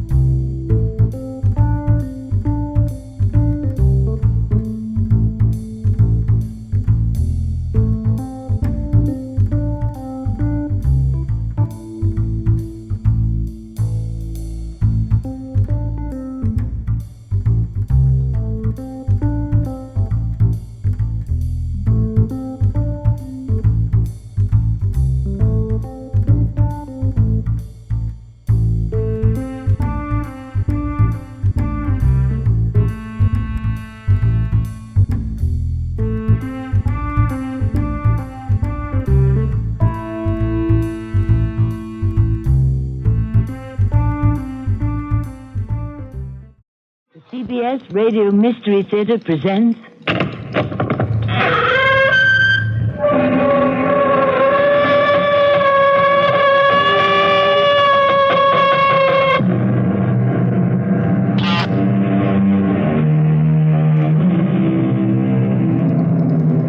Come in. Welcome. I'm Tammy Grimes. They keep doing it, and for the most part, they're apprehended. Why, then, do they do it? Since when they're caught, it means either the chair or a life sentence. I'm talking about murder.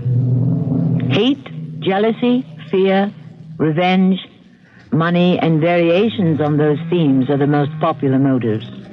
A gamble, really, in which the slayer values life, including his own, too cheaply. But today, it is not a tale of why or how murder was committed, but how the law and fate closed in on the killer. Andy, why did you attempt to leave town? Because Cornelius told me to. What did he say to you? He said, the heat's on, Andy. You better move on. And I said, where'll I go? And he said, here's $500.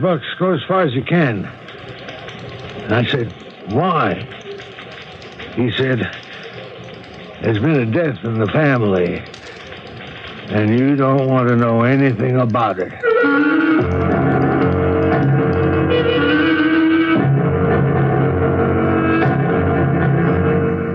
Our drama, The Imperfect Crime, was written especially for the Mystery Theater by James Agate Jr. and stars Russell Horton. I shall return shortly with Act One. If you've been waiting to buy a new appliance, your White Westinghouse dealer is now offering great values on brand new White Westinghouse 1982 models of refrigerators, freezers, washers, dryers, dishwashers, and ranges. And just when you need it most, White Westinghouse dealers are featuring a great spring price down event on previous year's models, floor samples, and other price down values. So buy now and clean up at the White Westinghouse Great Spring Price Down. White Westinghouse, we're making things better for you. Okay, roll the TV spot. We open on the Great Pyramid in downtown Dayton. Dayton? We moved it there for this commercial, Mr. Van Ordner. Looks so expensive. Suddenly, an elephant enters with a man on top. He's holding a can of Van Ordner tuna. Why an elephant? The tuna with the jumbo taste. Fade to black. Why couldn't you use radio? Costs less, targets the right audience, and it sells. How could we show the Pyramid Dayton and the elephant on radio? You just did. Radio. Red hot because it works. For more facts on radio, call this station of the Radio Advertising Bureau. They brought you this message. Jewel's a cake for your daughter's birthday, your favorite late night snack. Jewel's your Sunday roast beef dinner, school lunches that you pack. We've been a friend of the family for 50 years. Your friend of the family, Jewel. Change your cooking style. Get out the grill and get plenty of Jewel values, like Armour Star hot dogs. Pick up a 1-pound package for 99 cents through Wednesday at Jewel. And don't forget the buns. Buy 2 packages of 8 Jewel-made hot dog or hamburger buns for $1 through Wednesday. Jewel's your anniversary dinner. Jewel's your backyard barbecue. The fixings that you pack up for those picnics at the zoo. We've been a friend of the family for 50 years. Your friend of the family. Friend of the family. Your friend of the family. Jewel.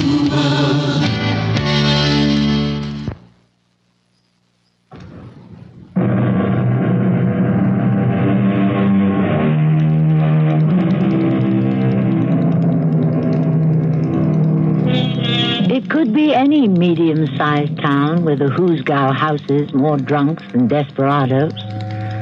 So Chief of Detectives Charlie Allen was not expecting that phone call from Officer Kowalski at the end of his 1 a.m. shift, reporting what appeared to be the result of a hit-and-run accident.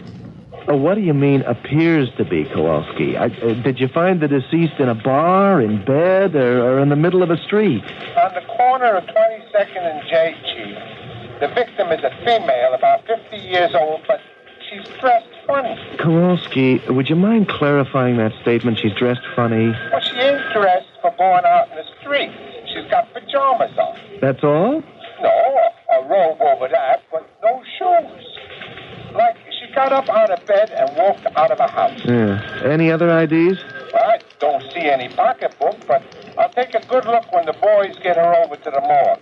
I'll ride with him. No, you won't. You call Bob Brody, the photographer, and get him over there before you remove the body. I want pictures from every angle. Yes, Chief. You got anyone with you? Officer Parisi, sir. Okay. You get him to knock on all the doors of nearby houses, ask who heard anything or saw anything at what time. I'd like to do that, Chief, but 22nd and J is a square mile of nothing. That's where they were going to build the housing development. Only rats and cockroaches live here. No nearest house. No, not one. And even if there was, the streetlights are all out. That's probably how the female got hit. Kowalski, come in and see me before you go off duty. It could be morning. You going to be there, Chief? If I ever heard of a case that requires overtime, this is it. You bet I'll be here. Police headquarters, Charlie Allen speaking. Charles, I've been trying to get you for hours. Your line is always busy. Is that you, Matilda? Well, certainly it's me. Are you coming home for a late dinner? I've kept it warm for you for hours. Now I want to get to bed. Well, I can't. There's a case that's breaking. Charles Allen, you are impossible. Yes, darling. It better be a matter of life and death. That's all I can say. Nah, it ain't life. Kowalski just called in to report a hit-and-run victim. We have to get on that trail before it gets cold. Oh, dear me. A car accident? Yeah, it sounds like an accident, but my Sherlock bones tell me it could be murder. Charles and his Sherlock bones. That's what he always calls his hunches, feeling it in his Sherlock bones. If I wasn't so sure he loved me, I'd be a little suspicious all those times he stays late. Oh, I know, I wasn't the first woman he loved, but I am the only one he married.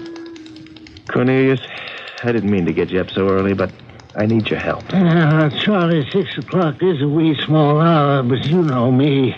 Once a public defender, always at the service of the public.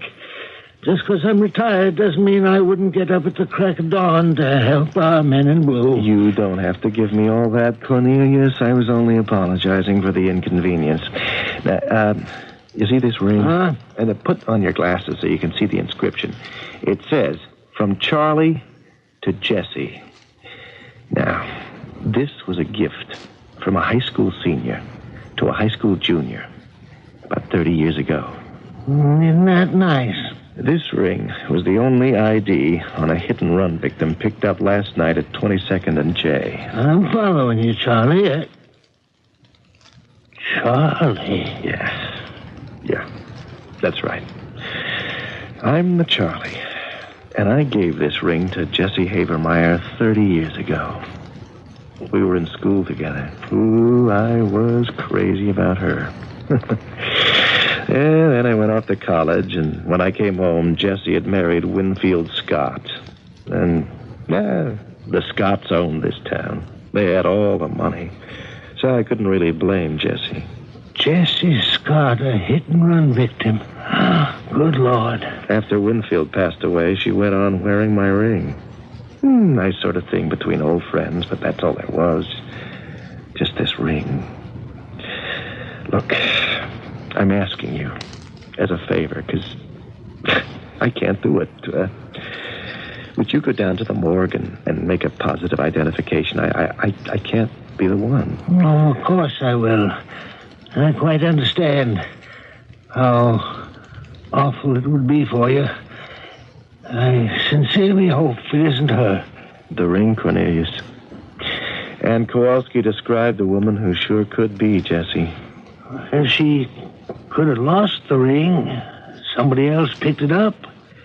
Gave it to this poor woman. Who knows?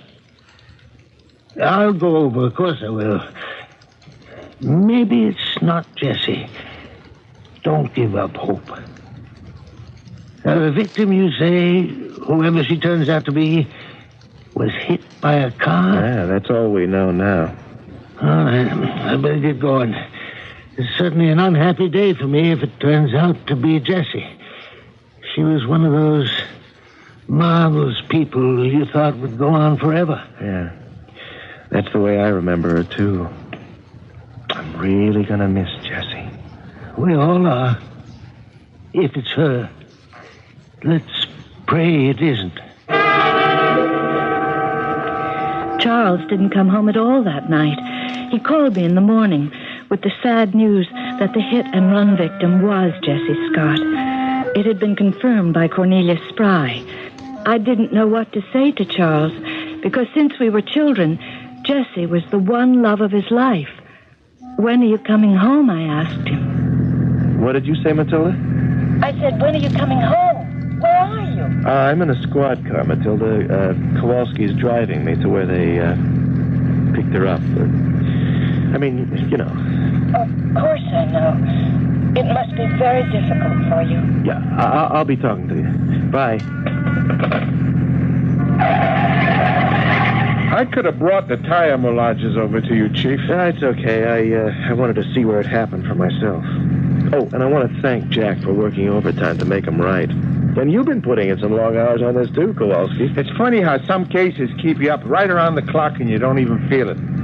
I guess it's because I knew she was a good friend of yours. You realize this is a promotion for you, Kowalski? No, I didn't, Chief. Not in money, maybe, but I just took you off the street beat and put you in a car. Now, that's a promotion. Yes, sir. You mean I get to keep this? Yes, you do. Where are we? Stanton and 9th. Hey, what kept you from picking me up? I wanted to get out to 22nd and J before the heavy morning traffic. You don't have to worry, Chief. Where we found the body is all cordoned off. A block each way. Detour signs and everything. Yeah, good thinking. I figured even though Brody got the pictures, you'd want to examine the place and check the moulage. Yeah, you figured right. Traffic ahead. I better hit the blower. We'll make better time on Fremont. You were asking me what kept me. I was there when Mr. Spry, Cornelius Spry, came into the morgue, just about when I was telling the medical examiner about the ring and who you thought it was. So I figured I'd hang around to see what Spry said, you know? Yeah, I know. He identified Mrs. Scott. With tears in his eyes. When was the time of death, he asks. And the M.E. says around 10 o'clock last night. And Cornelius Spry asks, did the M.E. take in the fights last night? And then he says he was there at the arena, and he hopes he still has the stubs in his other suit to prove it. Interesting, huh? Yeah, it is. Why would he think someone might ask him where he was? I figured maybe you were going to put him on the carpet. It hadn't occurred to me, but maybe I will. I wouldn't want to disappoint him. Right here. Jack, I got the chief here. You got those moulages of the tire tracks? Right here. Good morning, Chief. Boy, as clean a pair of tracks as you could ever get. Went back and forth twice, like they wanted to make sure of something. Take a look at these, Kowalski. We sure ought to be able to find the car that made them.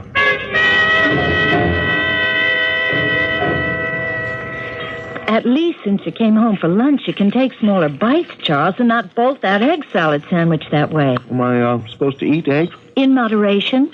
1 egg salad sandwich a week won't hurt you. But if you bolt it down, you'll get heartburn again. You know, you could have put a pickle and some potato chips on the side. There's no nourishment in those things. Eat slowly. Matilda, you knew Jessie, huh? What are you going to ask me? Now, what would she be doing at night? In pajamas and a robe, miles from her house, walking along J and 22nd. I mean, can you think of any reason why she'd be there? No, I can't. Did she have any history of amnesia or something? Did you ever hear any strange things, like sleepwalking, for instance? No, I'd say of all the girls in our class, I think Jessie had her head screwed on the tightest. She knew what she was doing. Matilda, you know, she was wearing a ring I gave her when we were in school together. Had it on her finger when she was run over. I'm sorry, Charles. I'm truly sorry. The problem is, I don't believe it was an accident. But if it was murder, why? Money? Money? No one really knows how much money she had, except maybe Ken Bradley at the bank. But I bet you there's not one person in town who doesn't believe Winfield Scott left her a packet. I hadn't thought of that. Well, think of it then. She was a wealthy woman. That's the way to go. A, assume she was not the victim of a hit and run, and B, whoever did it was after money. I could have told you that. Charles, where are you going? Back to the station house. He's like a bulldog once he gets started on a case. It's hard to keep him sleeping and eating right, so I always try to help him without his knowing it. Ken Bradley, president of the National Bank's an old friend. Well, I called him to ask if Jesse Scott had drawn out any big sums recently or written any large checks. And if so, to whom? Ken would tell me on the QT. And then all I had to do was make Charles believe it was his idea to follow that lead.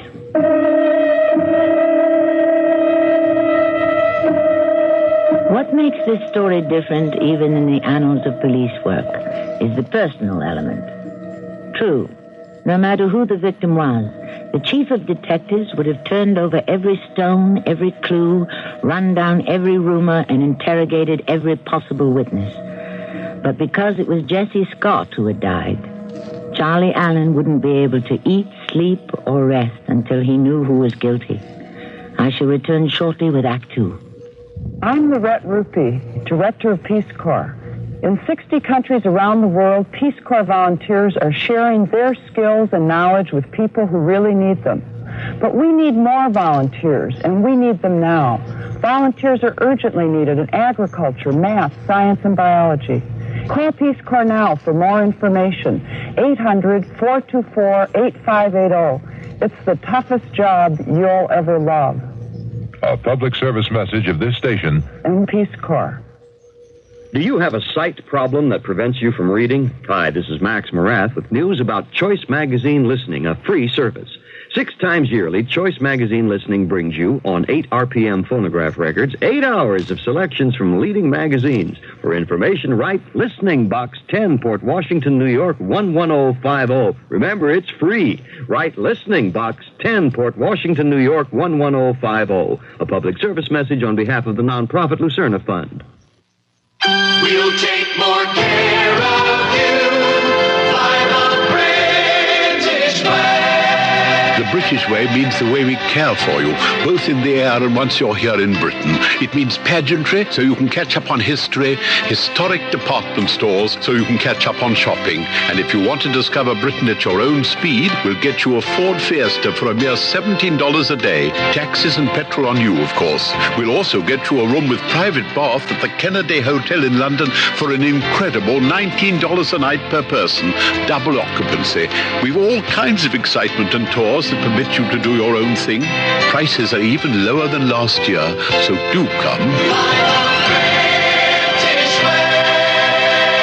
British Airways will take more care of you. No one knows Britain better than British Airways. You can choose from 22 other London hotels for up to $60 a day. Price is effective through October 31st, 1982. So call your travel agent and ask about London hotel bargains and Britain car rental.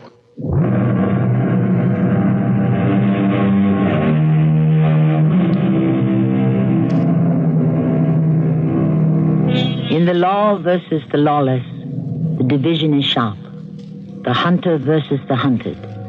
As our curtain rises on Act 2, we have met the hunter, Chief of Detectives Charlie Allen. Who he hunts will depend upon what he finds and how he interprets his findings.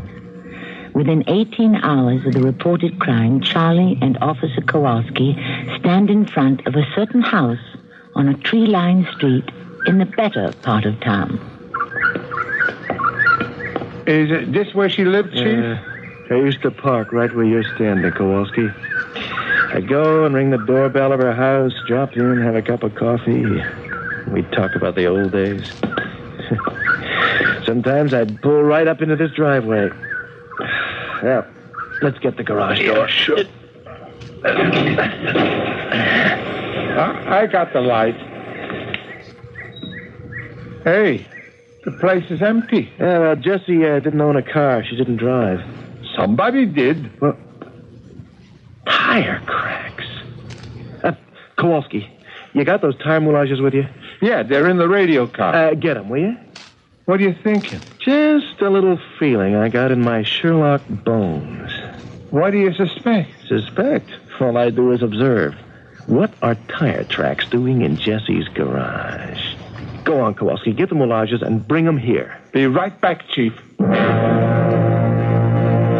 don't look so different, do they? See that little bulge made by the right front tire?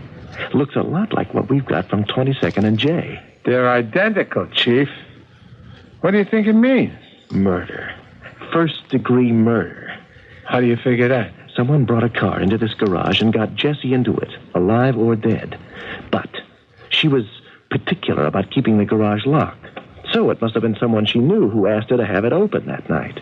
They pull out, find a dark stretch on J and 22nd. Yeah, none of the street lights was working. Perfect place to dump her out and maybe run her over to make it look like a hit and run. Yeah, that could be. Kowalski, I want you to run a rope around the garage and the house. And I want 2 shifts on guard. Nobody is allowed in. Yes, Chief. Get Murdoch on the blower. Tell him to bring his equipment over here. I want a complete dusting of the garage for anything that shouldn't be here. Fingerprints, strands of hair, match, cigarette. Tell him Jesse didn't smoke. He'll know what to do. And if we haven't been stupid enough to smudge the fingerprints on the overhead door handle, who knows? Then, when he's through in here, the same routine in the house. You think she was murdered here? Yeah, we'll find out. Murdoch. Okay, I'll get him. Shall I use the car radio? No, there's a phone over there on the wall. Pick it up with your handkerchief. Hey, it rang. That's spooky, ain't it? Someone dialed Jesse and the garage extension's on the same line. You gonna pick it up? Give me your handkerchief. Hello? Charles, it's me, Matilda. I knew it could only be you, honey. How did you know? You know how my mind works. Did you find anything in Jesse's house? No, we're not in there. Kowalski and I are in the garage. What'd you call me for? Well, I didn't think it could wait. I just heard from Ken Bradley at the National Bank. Now, you sure you didn't call him? And he said, had I heard from Jessie lately? And I said, didn't he know that she was in an accident? Matilda, what's this all about? Well, nothing, except Jessie has her account in the same bank as we do. Maybe Ken knows something, that's all. I thought maybe since he's an old friend, you'd want to see him. Gotcha. Matilda, that's good thinking. Will you be home for dinner?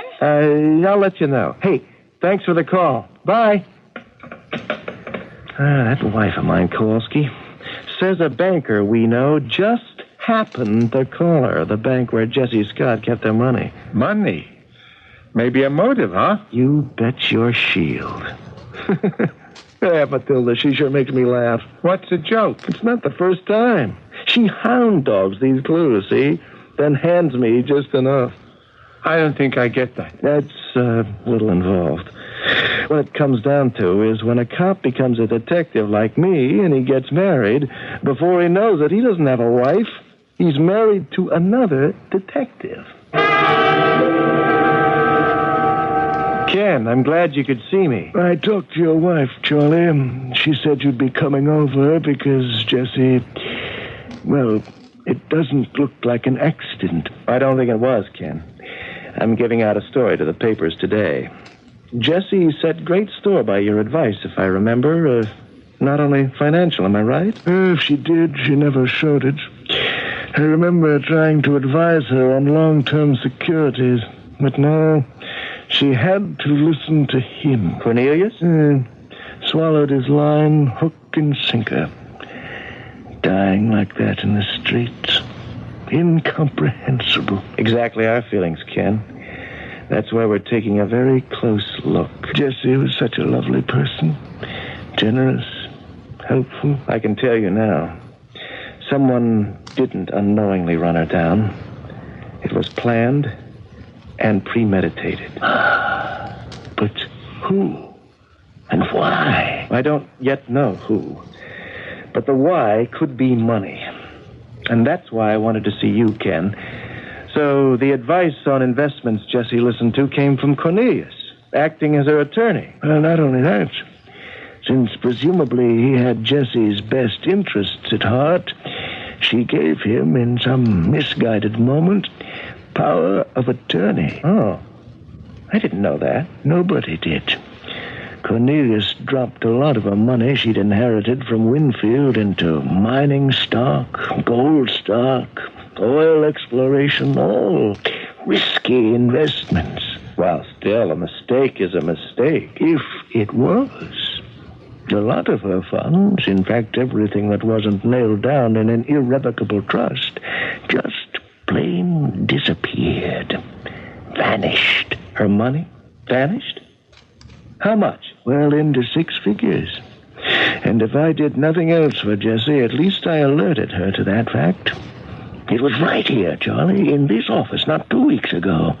She sat where you're sitting, and Cornelius sat to her right. I can still hear him saying, Jessie, Jessie, don't you trust me? 6 figures? Well, that could be 200,000. More than twice that. So, in effect, there was a shortage of about $500,000 of Jessie's money. Ken, thanks. You've given me something I didn't have before. Have I? Well, what is it, Charlie? A motive for a murder.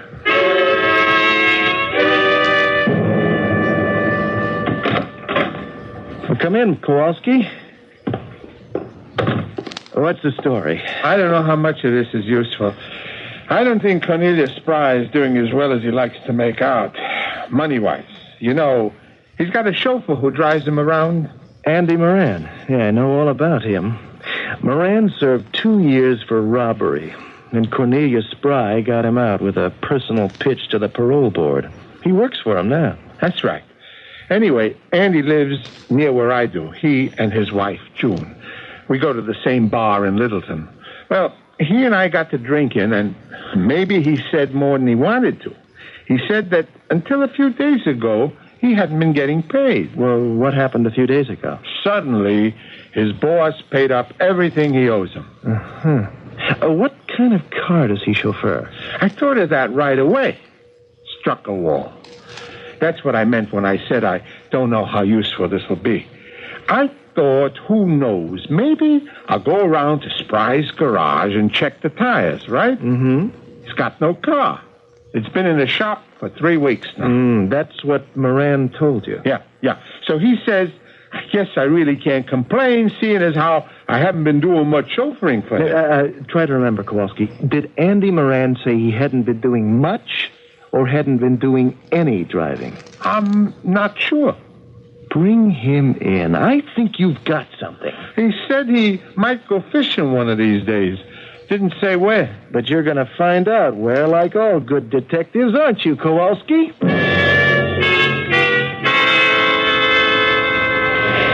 Charlie, the press boys have asked me to get your statement on the Jessie Scott hit and run. The police department has come to the conclusion that Mrs. Winfield Scott did not suffer death at the corner of J and 22nd as a result of a hit-and-run accident as earlier reported. Am I going too fast for you, Mary? Nope. We now have definite proof Mrs. Scott died as the result of premeditated murder at the hands of... Person or persons unknown. Got that. No, you haven't. We have reason to believe that Mrs. Scott's attorney, Cornelius Spry, is implicated. Cornelius Spry, the former public defender? Yep, the one and the same. Have you a confession? No, but we're bringing him in. Naturally, we would prefer that Mr. Spry came into headquarters of his own volition, and we hope he'll do just that. That's the end of the statement, Mary. This office will be getting back to you, hopefully in 24 hours, with more details. You really think you'll have it cracked by then? I think so. Charlie, I was just called by the Examiner Journal and by the Times Trib and 2 other papers, all of whom wanted to know what I had to say about Chief of Detectives' accusation that I was implicated in Jessie's death. How dare you give out such a statement? There's not a word of truth in it. Well, I'm glad to hear you say that, Cornelius, but the facts indicate otherwise. What facts? Innuendos, yes, well, maybe, but what facts? At this point, Cornelius, I can only divulge them to the district attorney. If it all proves untrue, I can only say, I'm sorry. What does your sorrow mean to me? Once the story is in print, the damage is done. I'll be glad to apologize. Retractions mean nothing. I'll see you in court. Oh, yes, you will. But before I go, I might inform you that everything you were told by Ken Bradley at the bank is without foundation. If you think it was to my advantage to have my best client dead because I stood to gain money or was in debt or made injudicious investment decisions on behalf of my client, you'll have a hard time proving it. We'll see.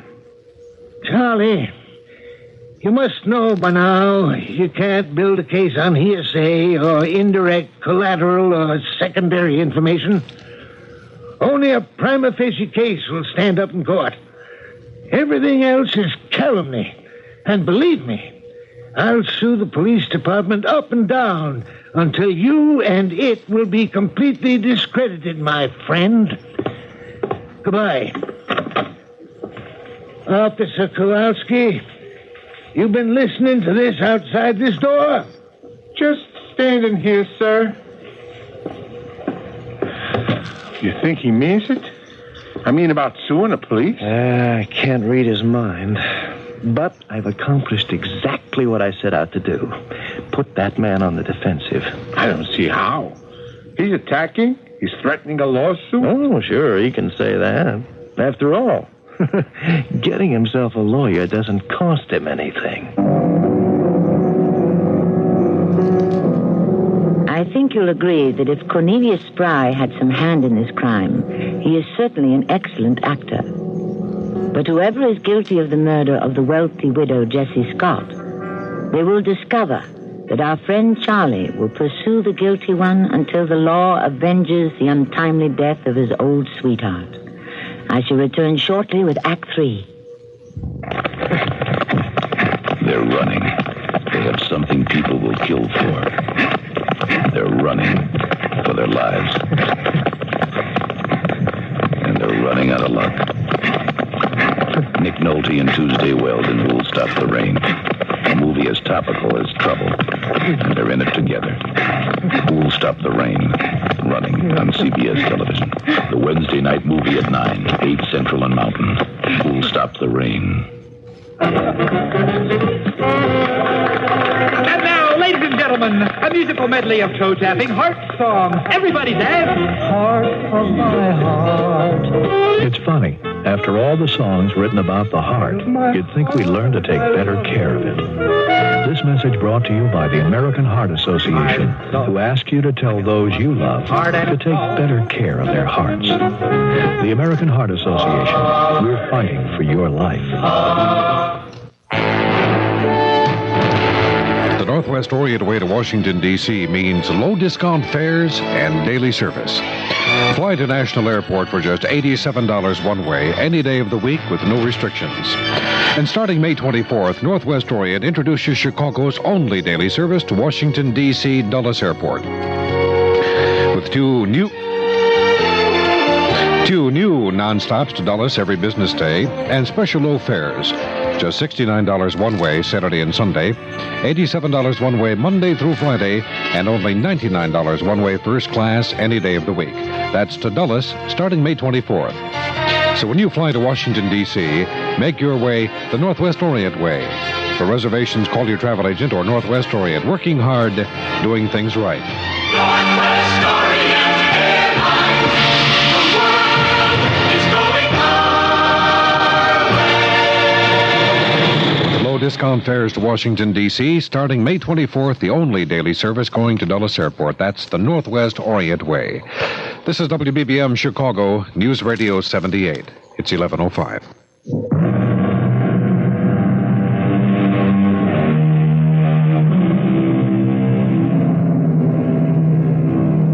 Conan Doyle, master mystery storyteller, once said, "Detection is, or ought to be, an exact science, and should be treated in the same cold and unemotional manner. Tinge it with romanticism, and you produce the same effect as if you worked a love story into the fifth proposition of Euclid." Unquote. Whether Chief of Detective Allen's love for the deceased Jessie Scott will help or hinder him, we shall soon discover. Chief, he's gone. I went to pick Andy up, and he's gone. Fishing? Nope, just gone. Nobody knows where he went. So, Andy Moran didn't go fishing. No, sir. The bartender told me he saw him 2 nights ago, but when I went around to where he lives, no answer. Then I went over and rang the service bell at Cornelius Spry's place. And a new man comes out and says he's the chauffeur. Where's Andy Moran, I ask? He don't know any Andy Moran. That is good news. What? All good news. How can you say that? Kowalski, send out an all-points bulletin. Moran did time, so mugshots must be on file. Our former public defender got the wind up, went home and told Andy to run for the hills. So now we can assume they're both in on it. If we knew what they were in on? We'll find out. Put out the APB.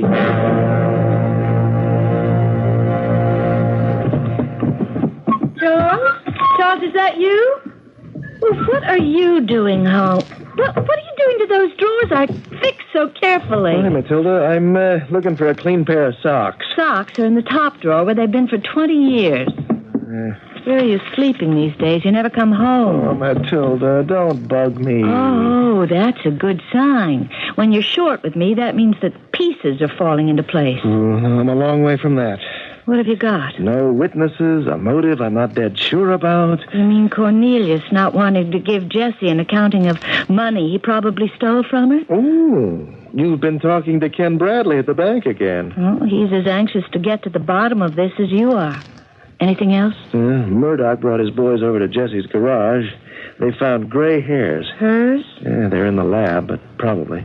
Charles, while you're changing your socks, I want to tell you what I've been up to. Honey, I'd love to hear it, but some other time. Oh, where are you going? I thought you wanted clean socks. I suddenly realized Kowalski may not know the drill. I told him to send out an APB for Andy Moran, and I want it in the works before that joker decides to leave the country. You do mean Andy Moran, the ex-con who chauffeurs for Cornelius? Yeah, that's who I mean, yes. The same Andy Moran who married my sister? That is the man, yes. He had something to do with it? Honey, so long. Don't wait up for me, huh? It's Andy Moran I want to talk to you about. I saw June in the supermarket. Being married to a detective who needs all the help he can get but won't accept it from his wife makes me so mad sometimes I could scream. But I don't scream. I hold it in. He's got his Sherlock bones, and I've got my hunches. Take today. I'd just seen my sister, June Moran, in the supermarket. I couldn't get to talk to her before she had left, and I saw her get on a bus. It was a Galesville bus, which meant she was in Galesville visiting her in-laws, Andy's folks. I knew they were looking for him, so I thought I'd help. Long time no see, Andy. Well, you know how it is. What did you want to see June about? Oh, not a whole lot, really. I happened to see her in the supermarket, and it's been too long. She's the only sister I've got. How are you? Marty, you don't fool me. You don't go chasing all the way out here to where my folks live just to cozy it with June. All right, Andy. I'll be frank. You know Charles has always been more than fair, and when Cornelius Spry spoke up for you at the parole board and offered you a job, no one was more delighted than Charles was. He knew what a difference it'd make to June.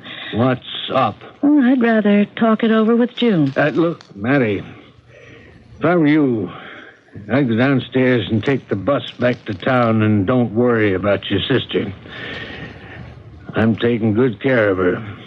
Real good. Andy, you haven't gotten into trouble again, have you? It's none of your business. I'd hoped you'd gone straight. Does Cornelius know what you've been up to? Everything is all right.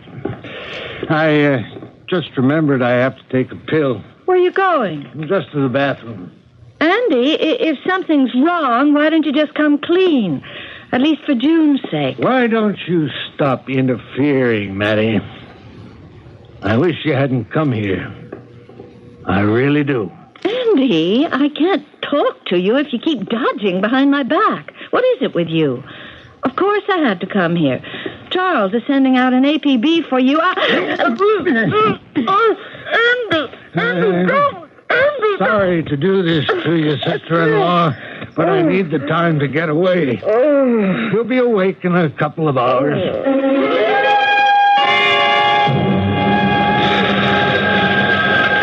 Police headquarters, Inspector Allen speaking. Inspector, this is Kowalski. I located the car that made those tracks. It belongs to Lieutenant Norris of the 4th Precinct. What? A police lieutenant? Right. His car made those tire tracks. He told me he loaned the car to Annie Moran, who needed a car because Mr. Surprise was in his shop. Remember I told you? Where's the car now? Lieutenant's got it back. Will you get Murdoch over there fast to give the car his microscopic eye? And tell him to call me when he's finished. Yes, sir. What? Matilda, what are you doing here? You look awful. Can I sit down, Charles? Yeah, here. Lean on me. Boy, what have you done to yourself? Honey, your hair's all down, your clothes, What happened? Hey, you weren't mugged, were you? No, I found Andy Moran, and he chloroformed me. I only just got away. I mean, it was hours ago. I knew you'd be here all night. Charles, I was only trying to help. No. Take it easy, one thing at a time. Now, just tell me what happened.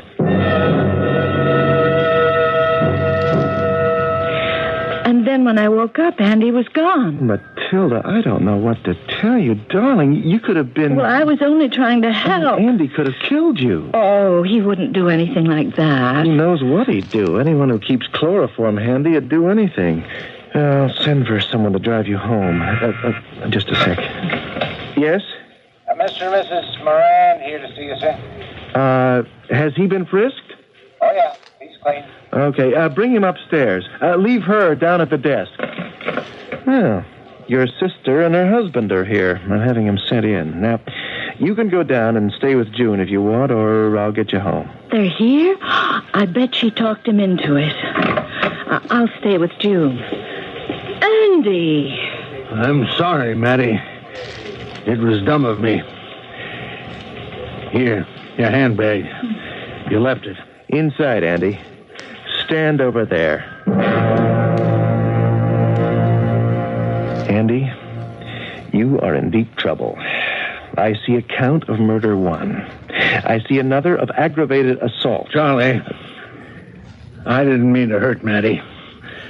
I just had to get out of there. And I didn't kill no one.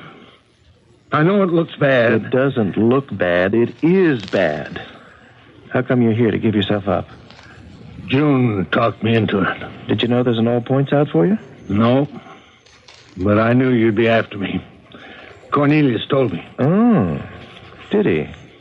What did he say to you? Well, he said, the heat's on, you better get out of town. He gave me $500 and told me to go as far as I can. Then what did you do? I went out to Galesville to my folks. Persuaded them to take a trip and then tried to figure out where we'd go. It wasn't easy because June was after me to tell her what was up. Then Matilda showed up. And the only way I could see to get away was to give her something to sleep. I met June and hustled her out to the bus depot. And she wouldn't get on a bus until I told her the whole story of how Cornelius Spry had killed Jesse Scott because he was in such deep water over money he'd taken. But I had nothing to do with the killing. Charlie, I swear it. I just borrowed a car and drove it to where he told me. And then I beat it. But, Andy, didn't you know a murder had been committed? I read about it the next day. Well, why didn't you come to see me then? He swore if I said one word, he'd make sure I'd be in the clink forever.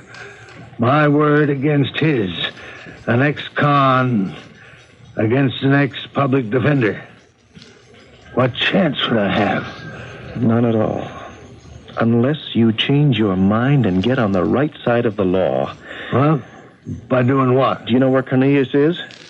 I got a real good idea. Well, then you get real good and persuasive and hustle him down to headquarters at 8 o'clock tomorrow morning. I don't care what you tell him, but you get him here. So when it comes to plea bargaining for you, Andy, I might just be in a position to help you. Cornelius showed up at 8. Said he'd been away on business, but he admitted nothing. I wanted to help Charlie. I watched him work getting confessions, and I knew one way was to scare the living daylights out of a suspect. So I put on the bathrobe Jesse was murdered in and waited for the right moment to play the ghost of Jesse. Poor Charlie. He was really batting 0. You didn't ask Andy to find you a car? I did not. You didn't instruct him to drive it to Jessie's garage the night she was murdered? I did not. I was nowhere near there. You didn't go to Jessie's house that evening and strangle her? I did not. And then bring her body down to the car in the garage? No, I did no such thing. Then drive the body to the corner of 22nd and J, dump it, and make it appear she'd been hit by an unknown driver? I was at the arena that night. You say. You have not delivered one witness who saw you there. Charlie, I know that Jessie is missing and has been for 2 weeks. I admit I did go to the morgue and identify a woman I thought looked like Jessie, but I was wrong. It wasn't her. I suggest to you that Jessie is somewhere alive. Perhaps she's lost her memory. And the ring I gave her on her finger? Perhaps stolen. Perhaps found by someone. Now, would you turn this light out that's facing me? It's really blinding. I'm sitting here and I can't see you, really. I just know it's your voice across the table. We keep the room dark. Oh. With the light on you so we can watch your face.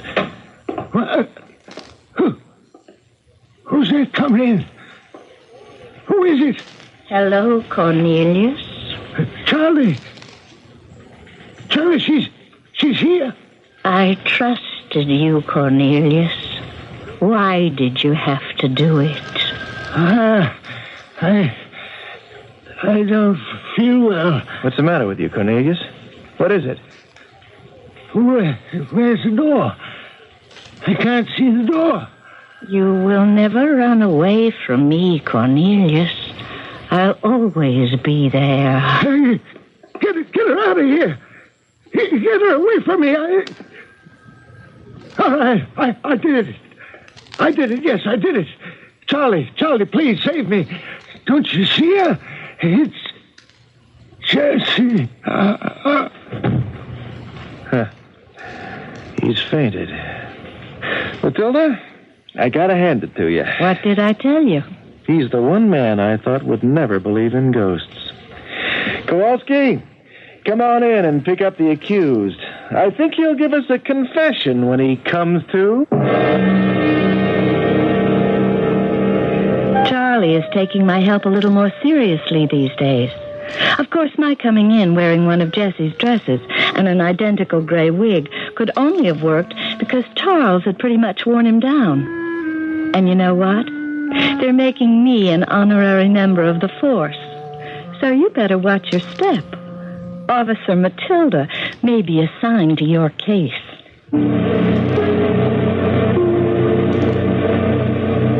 For the record, the following day, Cornelius Spry admitted the murder, was tried and sentenced, and is still serving a life term.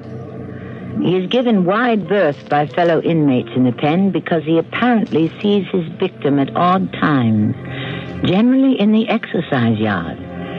Then he runs to a guard and begs to be locked into his cell where no ghost of the past can reach him. I shall return shortly. Hi, I'm Landon Saunders, and you know, it's the little things that get you down. You wake up in the morning feeling pretty good, but the kids are sick or noisy or messy or all three. Or the Ladies and gentlemen, we interrupt for this announcement. The National Weather Service has issued a tornado warning until 11:45 tonight for Winnebago County in northern Illinois. At 11 o'clock, radar indicated a possible tornado over the northern city limits of Rockford.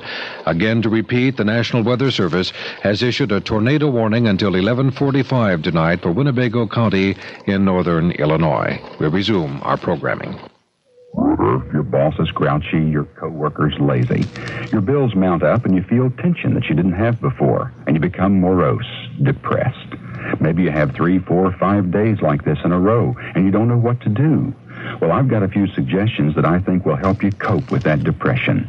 Here's one idea. Decide not to let your depression dehumanize you. You're a person, a very special and valuable person. Nothing or no one can change that. And you don't have to react in any other way. Your depression is never bigger than you are, and it's generally not fatal. If you'd like a copy of my depression plan, it's free. Just put the word depression on a postcard and send it to me at this address. Heartbeat, Hartford, Connecticut, 06142. This is Heartbeat. If you've been putting money aside, you're right to be concerned about inflation eroding its buying power. That's why you ought to know about Dreyfus Liquid Assets and how it can help you earn today's high money market yields without tying up your cash for months or years. Start with as little as $2,500. Make added investments as low as $100. With Dreyfus Liquid Assets, your money is yours whenever you need it. Phone for it, have it sent to your bank, or write a redemption check for cash or to pay your larger bills. You keep right on earning that high yield, compounded daily until your check clears. No penalties on interest, no sales charges, no charge for the checks. It's so simple, sensible, convenient. But find out for yourself. Call toll-free 800-228-5000 for free information and a prospectus including management fee, charges, and expenses. Read the prospectus carefully before investing or sending money. Discover how Dreyfus Liquid Assets can help you get the lion's share of today's high money market rates.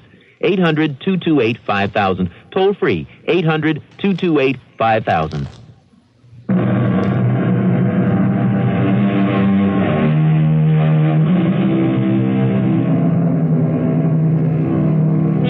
Doc, the world's first great detective, has said, those who believe they can commit a crime so perfect it will not be discovered must first of all reckon with the accuser, judge, and jury within themselves, their conscience.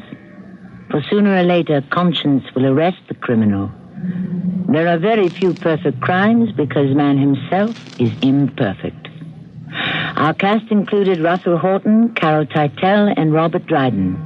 The entire production was under the direction of Hyman Brown. Radio Mystery Theater was sponsored in part by White Westinghouse Appliance Company. This is Tammy Grimes, inviting you to return to our Mystery Theater for another adventure in the macabre. Until next time, pleasant dreams.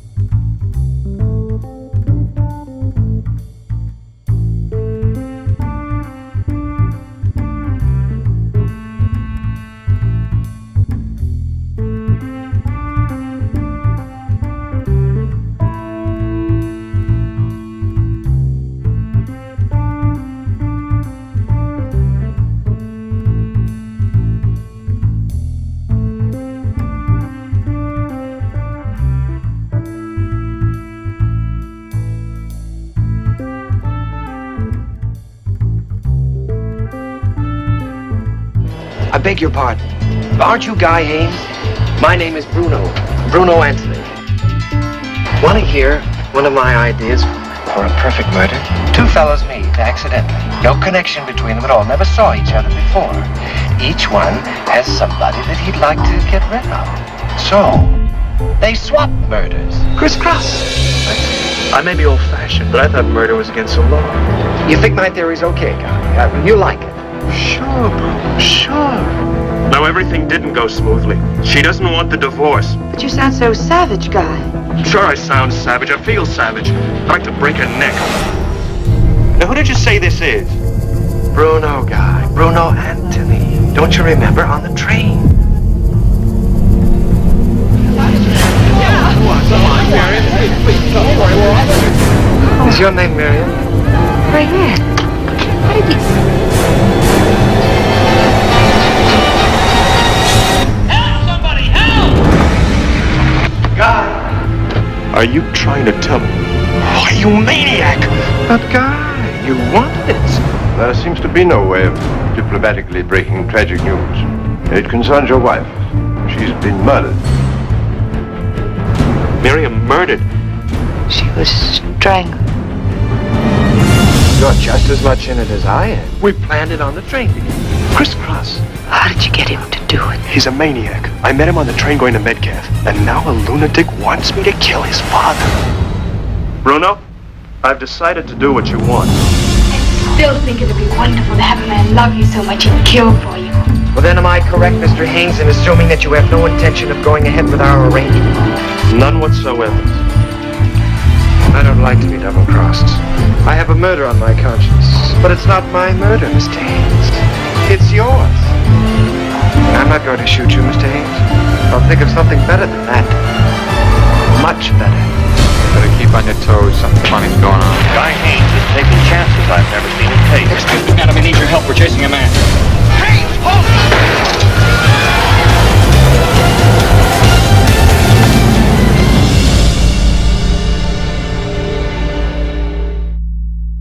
Lux presents Hollywood.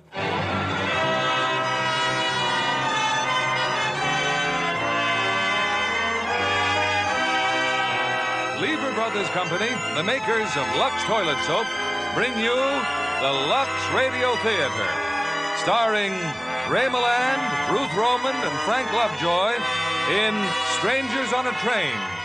Ladies and gentlemen, your producer, Mr. William Keighley. Greetings from Hollywood, ladies and gentlemen. Travel by train, ship, or plane usually puts us in the mood to be kind to strangers. A question which would ordinarily receive a courteous but unencouraging answer is almost welcomed when we find ourselves in strange surroundings without the security of friendly conversation. It's a commendable custom, but at times may lead to unexpected and terrifying complications, as our stars tonight are about to portray. Ray Milland and Frank Lovejoy, who are the strangers on a train, and Ruth Roman, who recreates her starring role. Not only was this Warner Brothers picture directed by that noted master of suspense, Alfred Hitchcock, but one of the major roles was played by his daughter, Patricia Hitchcock, and we're happy that Patricia could appear tonight in her original part in Strangers on a Train. I'm sure there are no strangers in our audience to the improving qualities of Lux Toilet Soap as a beauty care, because Lux facials are the daily companions of lovely ladies who know they can depend on Lux Soap for the complexion care that leaves their skin lovelier. Here's Strangers on a Train, starring Ray Milland as Guy Haynes, Ruth Roman as Ann Morton, and Frank Lovejoy as Bruno Anthony, with Patricia Hitchcock as Barbara.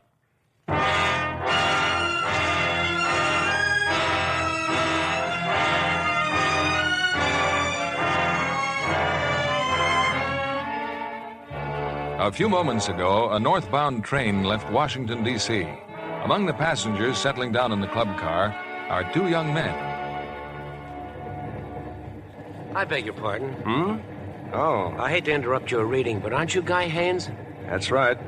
I'm quite a tennis fan. I saw your match last season in South Orange against Faraday. Well, that was one of my lucky days. I certainly admire people who do things.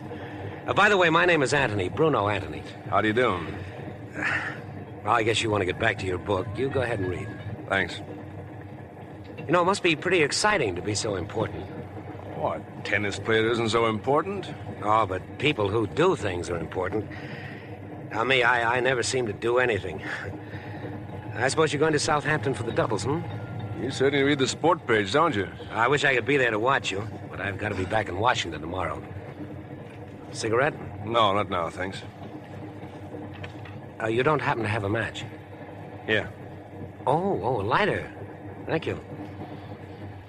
Oh, my, that's elegance engraved, too, from A to G. I bet I can guess who A is. Ann Morton. Oh, wait a minute. Oh, it's simple. See, sometimes I turn the sports page and look at the society section. The pictures, too. She's very beautiful, Senator Morton's daughter. You're quite a reader, Mr. Anthony. Yes, I am. You ask me anything, I've got the answer. Even about people I don't even know. Like who would like to marry whom when his wife gets a divorce. Maybe you read too much. Well, there I go again. I meet somebody I like and admire, and I say the wrong thing. Oh, forget it. I guess I'm just a little jittery. Oh, well, there's a cure for that. Waiter. Scotch and plain water, please. A pair, doubles. That's the only kind of doubles I play. I'm afraid you'll have to drink both of them. And I can do it. When's the wedding? What? Oh, you and Ann Morton. The wedding. It was in the papers. Well, it shouldn't have been unless they've legalized bigamy. It's wonderful, you know, having your company all the way to New York. Well, as a matter of fact, I'm getting off at Metcalf. Metcalf? Who'd want to stop at Metcalf? It's my hometown. Oh, I get it. A little chat with your wife about the divorce. Well, here's luck, Mr. Haynes. Drink up, then we'll have lunch sent to my compartment. Thanks very much, but I think I'll go to the dining car. Oh, that's filled up. There's no seats for about 20 minutes. Well, how about lunch in my compartment? Oh, I wouldn't think of that. Come along, Mr. Haynes. You know, this is a real pleasure.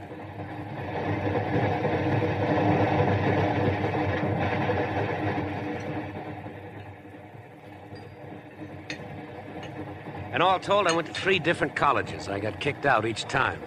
Drinking and gambling, not like you, huh, Guy? All right, so I'm a bum. Who said you were? Well, my father. He hates me.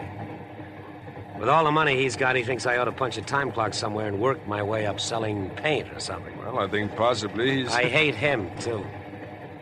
I tell you, I get so sore at him sometimes, I want to kill him. You know, I don't think you know what you want. Well, I want to do something and everything. You know, I've got a theory you should do everything before you die.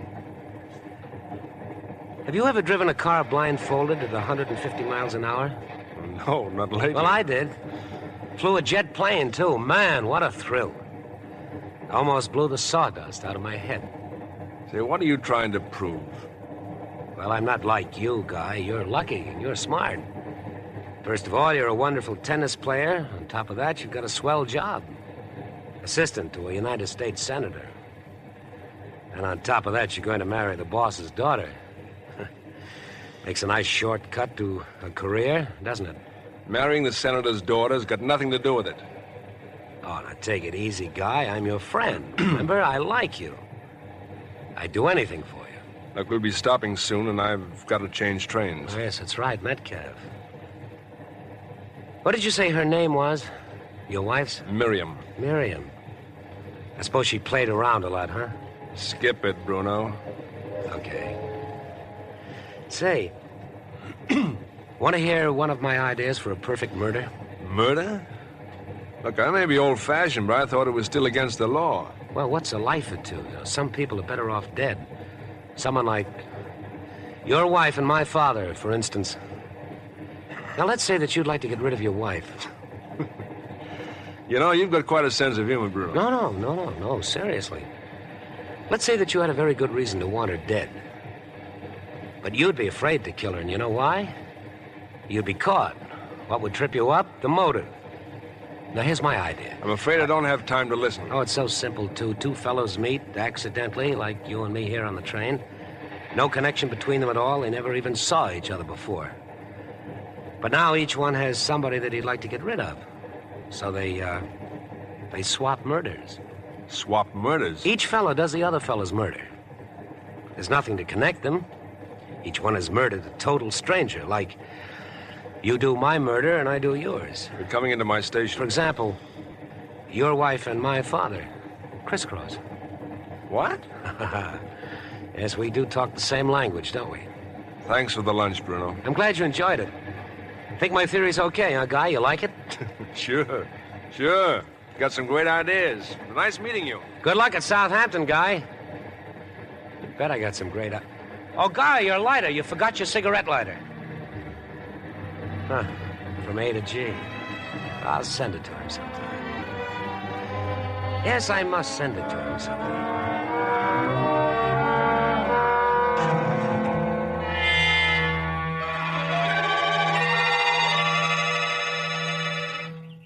I hope you don't mind meeting you in the park, Guy. No, Miriam. No, this is fine. I couldn't very well meet you in the store, could I?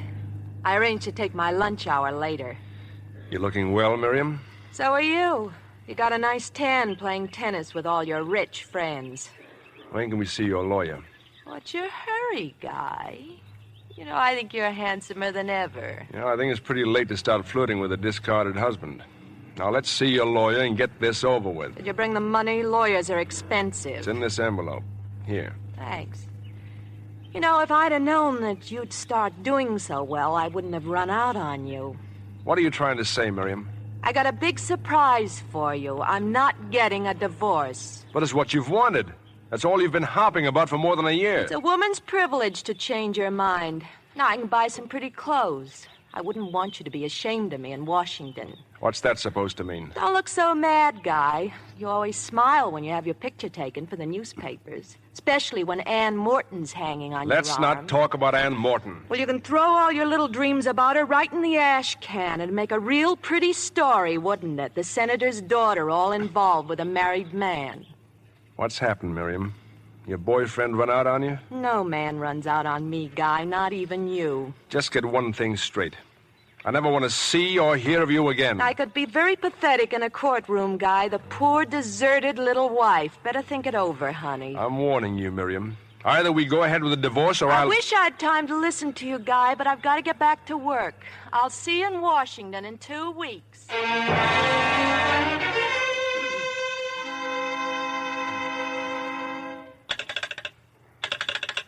Hello? Hello, operator. I have your party now, sir. Go ahead, please. Hello? Guy, is that you? Ann? Hello, darling. Where are you? I'm in Metcalf. Oh, then you've seen Miriam. Guy, did everything go all right? No, everything went all wrong. She doesn't want the divorce. Guy, it's unbelievable. I mean, after all these months, but what did she say? Does it make any difference what she said? Oh, I'm sorry, Ann. It's just that I feel darling, so... I know how you feel. But you sound so savage, Guy. I'd like to break her neck. I'd like to break her foul, useless little neck. Oh, there's no use talking like that, dear. I know. I suppose I'd try to see her again, but I've got to get to Southampton. My train will be here in a moment. Then write me. Please write me. Sure, I'll write on the train. And don't worry, darling. We've waited this long. We can wait a little longer. I don't know what I'd do without you. I love you, Guy. Well, I've got to rush, dear. My train's coming. I'll see you on Thursday. Yeah, sure. Good luck, darling.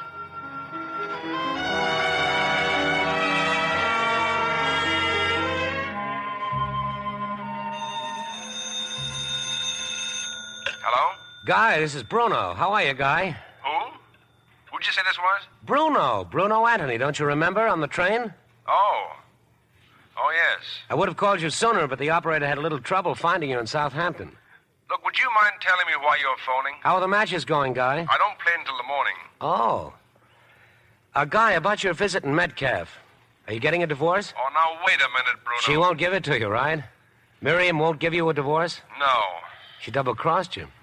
You going to see her again? Now, look, Bruno, why don't you just... I told you I liked you, Guy. I'm your friend.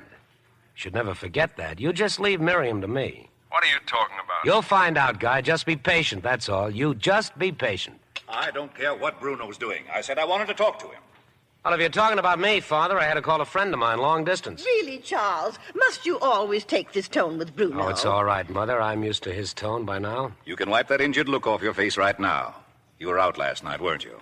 Well, I'm a big boy, Father. I go out at night all the time. You had another accident. You hit another car. Charles, really? Now it's hit-and-run driving. And you knew about it all the time. But, dear, it was a parked car. No one was in it. Why don't you tell that to the police? Well, they won't do anything to Bruno. This was the last time, Eunice. So help me, I'll never lift a finger for him again. It's all right, Mother. No, dear. You know I can't stand to see you crying.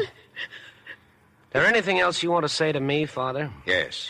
Get out of my sight. Get out of my sight before I... I'll be back tomorrow, Mother. Bruno, where are you going? Oh, just a little trip, Mother. It's something for a friend of mine. Oh, you just don't understand him, Charles. You just don't understand him. What's he going to do next? Tell me, what's he going to do next? Well, nothing. Nothing at all. It's not normal. If it's the last thing I do, I'm going to have that boy taken care of. If necessary, put under restraint. I'll never permit it. Never. Never. It can't go on, Eunice. Things like this just can't go on.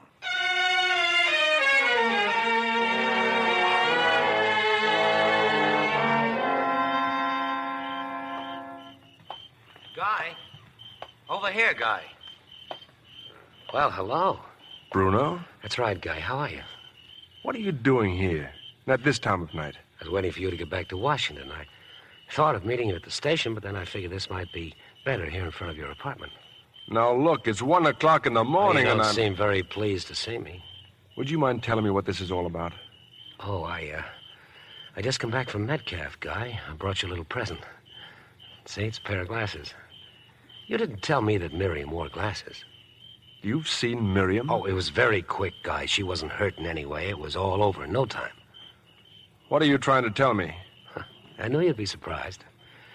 Nothing for us to worry about either. Nobody saw me. Only Miriam. I was very careful, Guy. Even when I dropped your cigarette lighter, I went right back and picked it up. Cigarette lighter? Why, you maniac! Look, Guy, we planned it on the train together. You wanted it, you remember? Where are you going? Where do you think I'm going? I don't believe you, but I'm going to call the police just the same. Oh, you can't, Guy. We'd both be arrested for murder. You're just as much in it as I am. We planned it together, crisscross. Why, you crazy fool. Do you think you can get away with that? Oh, come now, Guy. Why should I go to Metcalf to kill a total stranger unless it was part of the plan and you were in on it? You're the one who benefits, Guy. I didn't even know the girl. But if you go to the police now, you'll just be turning yourself in as an accessory, you see. You had the motive. You crazy fool. You must be tired. I know I am. I've had a strenuous evening. I got to talk to you about my father. I've done my part. Now you'll do yours. Shut up. We have to arrange things. Get away from me before I... Oh, Guy, you're not yourself. Now, when you think things over, you'll see that I'm right. Tomorrow we can... I don't know you. I never saw you before, and I never want to see you again. Your lighter, Guy. The one that Anne gave you. You left it on the train. Don't you even miss it? Give it to me, Bruno. Give me that lighter. I don't have it, Guy. That is, I don't have it with me. Well, as I said, we can arrange everything tomorrow.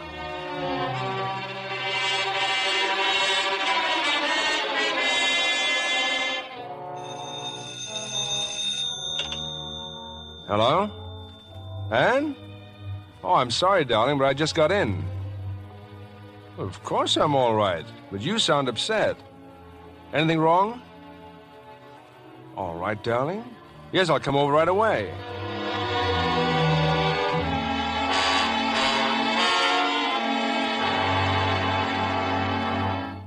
Thanks for coming over, darling. Anne, what is it? You're trembling. I wonder if you know how much I love you. Come along, Guy. Father and Barbara, they're waiting in the library. Thought we might be alone, Guy, but Anne insisted, and so did Barbara. Now, really, Daddy, if I'm going to be Guy's sister-in-law, the least I can do is stay. Sit down and keep quiet. Guy, we wouldn't have called you at this hour if it weren't important. It's about your wife. Miriam? What about her, sir? I'm sorry to be the one to tell you. She's been killed, Guy.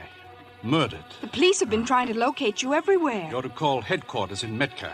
Miriam. Murdered. Tonight, about 9 o'clock, she was strangled.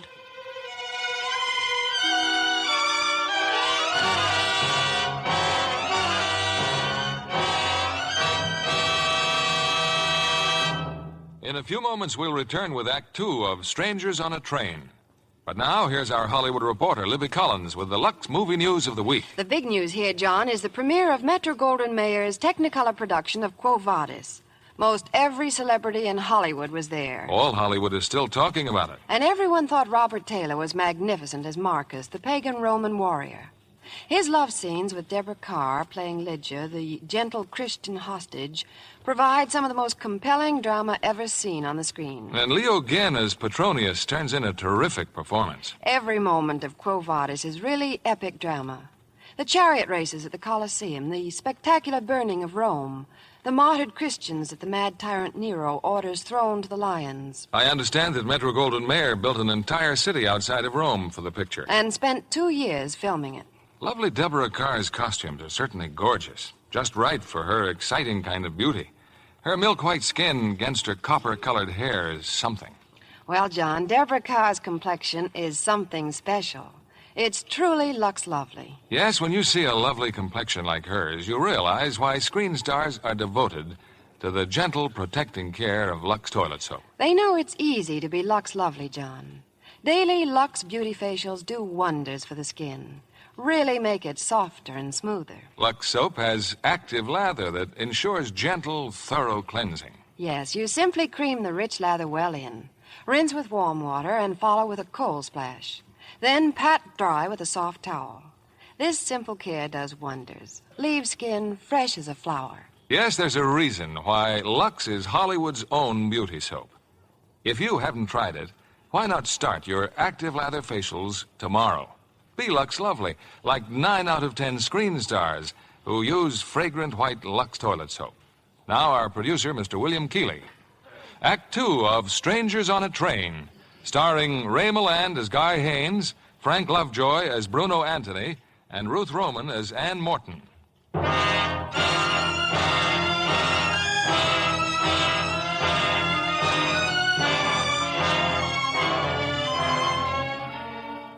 20 minutes ago, on a street corner, Guy Haynes listened to Bruno Anthony tell an incredible story of how he had murdered Guy's wife. And now, in Senator Morton's home, Guy learns that Bruno's fantastic report is completely true. It happened in an amusement park, Guy. Some sort of lover's lane, I believe. Terrible. Apparently, she'd gone there with some other people. 2 of the young men found her. It was done by someone else. They don't even have a suspect, Guy, except you, probably. Barbara, I wish you'd keep quiet. But the police will say that Guy wanted Miriam out of the way so he could marry Anne. She's right, Senator. But if you have an alibi, you have nothing to worry about. You can tell them where you were at about 9 o'clock tonight. Well, I was on my way here. I was on the train. Well, there you are. Who saw you? Did you speak to anyone? You need a witness. Yes. Yes, I did speak to someone. He was the only other passenger in the club car. Someone you know? No. No, he said his name was Collier or Collins or something. Said he was a professor at Delaware Tech. He'd been drinking. Drinking? Yeah, had been to some meeting, had a couple of drinks. But he was on the train. He saw you.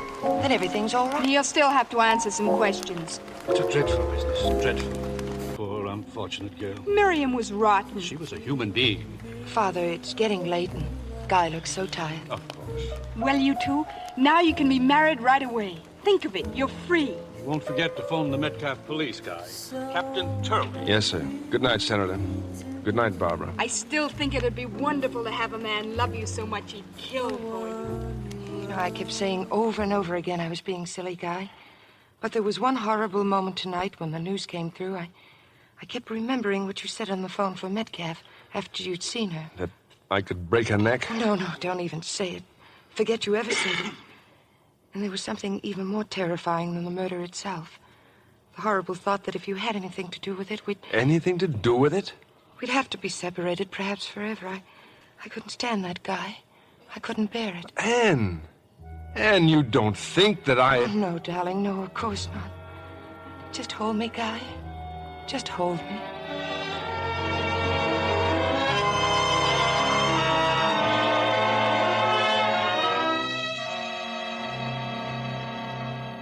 I'm Captain Turley. Mr. Haynes, it's good of you to come down here so quickly. I'm just as anxious as you are, Captain. Well, we've managed to locate the gentleman you spoke with on the train.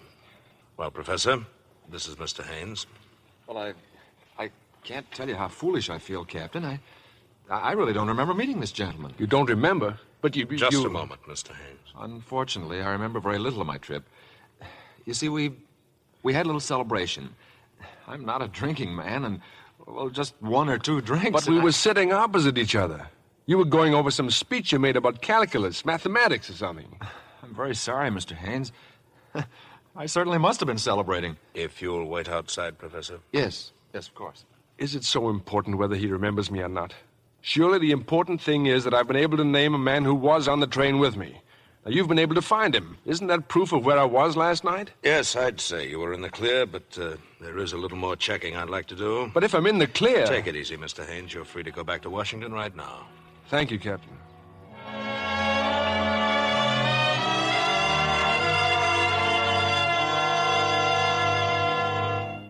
Then the police verified his alibi, Father, and said he could go. Isn't that about it, dear? Except that when an alibi is full of scotch, it casts a little doubt. Then the professor was boiled. He didn't remember me. But he knew you were on the train. Wasn't that enough to prove that that's where you were? I wish I knew. For sure, I mean. Oh, everything's all right, Anne. The police are just being thorough. What's your next move, Guy? Well, whatever it is, the police will know about it. Take a look out the window. My guardian angel. Why, Guy, you're being tailed. That's Detective Leslie Hennessy. He works 16 hours a day. Someone named Hammond takes over for the next 8. As a matter of fact, Hennessy seems like a pretty nice fellow. For your own peace of mind, Guy, perhaps if you worked here at the house for the next few days, well, it would be less embarrassing for you. It would be less embarrassing for you, sir, if I resigned as your assistant. That's ridiculous. Of course it is. Besides, don't you have to play in the tennis tournament? I'm withdrawing. But wouldn't it look awkward if you suddenly canceled all your plans? Father's right, Guy. You've got to go on as though nothing had happened. Escorted by Mr. Hennessy. I beg your pardon? What is it, Bessie? A telephone from Mr. Haynes, miss. They say it's urgent. Oh, you can take it right there, Guy. Huh? Oh, yeah. Hello? Hello, Guy. This is Bruno. I was hoping you'd call me before I had... What's the matter? Must have been some mistake. Wasn't for me.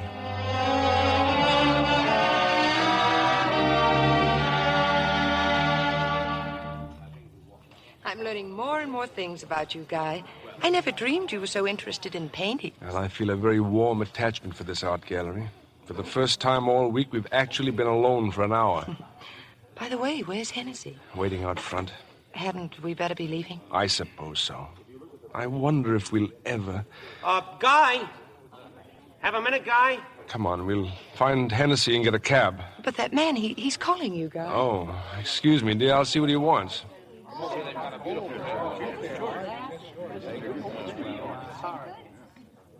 to have to follow you here, Guy. Will you stop pestering me? You never even answered my note. For the last time, Bruno. You're spoiling everything. You're making me come out in the open. Why didn't you call me?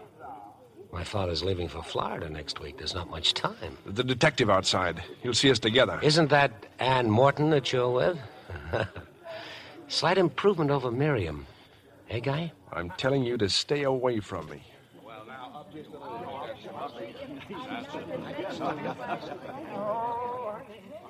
Who is he, Guy? Oh, just some tennis fan. Never saw him before. That's funny. Funny? I mean, I saw him yesterday. Where? Well, he was at the tennis club watching you practice. Oh. He was sitting with Mr. and Mrs. Darville. He must be very amusing. He had them in stitches most of the time. Who were the Darvilles? Oh, he's connected with the French embassy. You'll meet them tomorrow night, darling. They'll be at the party. Oh, yeah. Yes, the party. And do you really think I should be there? But I thought we settled that, dear. Of course you should be there. He's watching us, Guy, that man. Come along, dear. Let's go home.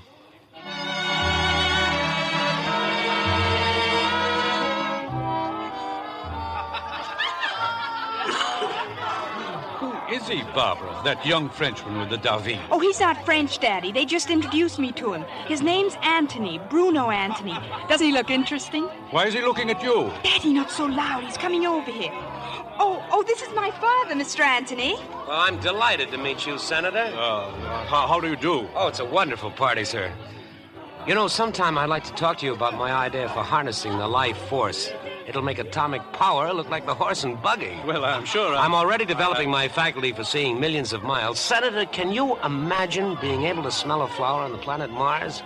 I'd like to have lunch with you someday soon, sir, and tell you more about it. I'll see you later, won't I? That'll be fine. Later, yes. I still don't remember inviting that young man. I told you, Daddy. The Darvilles just brought him along. Just a minute, Barbara. Where are your glasses? My glasses? You're supposed to wear glasses, Barbara. Oh, but Daddy, even at parties... Not another word. Get your glasses and put them on.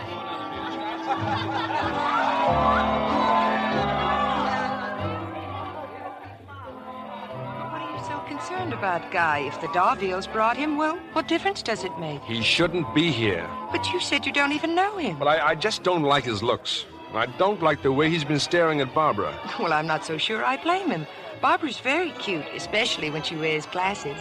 Besides, he seems to be talking to Judge Donahue right now. Judge Donahue? Oh, now, come on, let's go to dinner.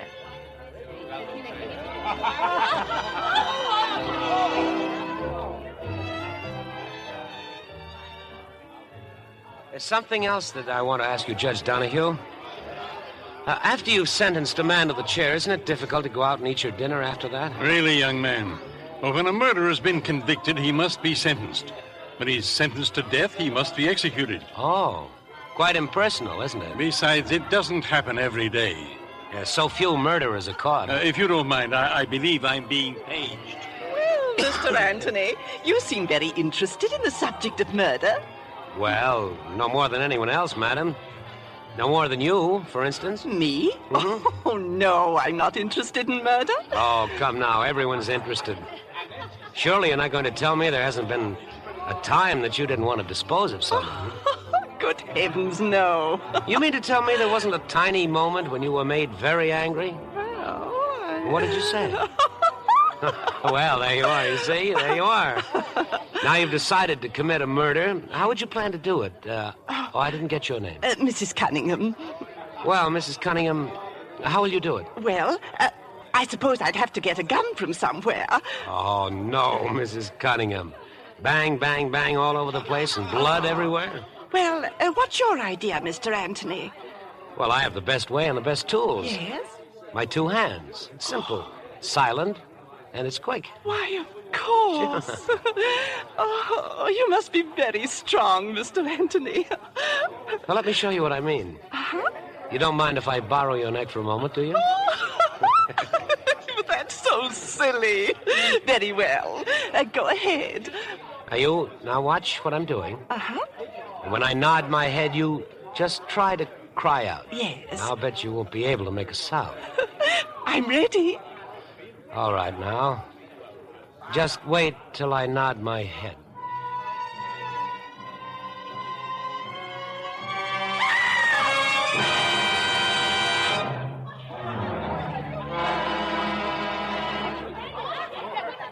She'll be all right, Father. Mrs. Anderson's with her and Judge Donahue.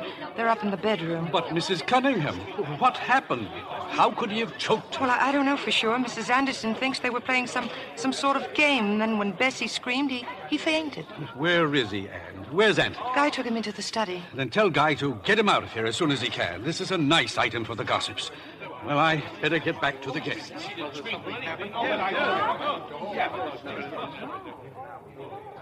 Anne. Oh, Anne. Barbara, what's the matter? It was awful. I saw him. What was he trying to do to her? You saw him? I was standing in the doorway. His hands were on her throat, but he kept staring at me. And he was strangling me. What do you mean? He went into sort of a trance. Oh, it was horrible. He thought he was murdering me.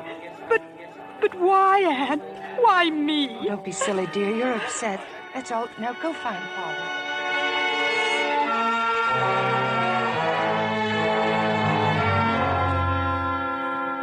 What happened, Guy? I fainted, didn't I? I started getting so dizzy. You mad, crazy maniac. You ought to be locked up. Will you get out of here now and let me alone? But, Guy, I like you. Now we've got to talk about my father. You promised to... You shouldn't have done that, Guy.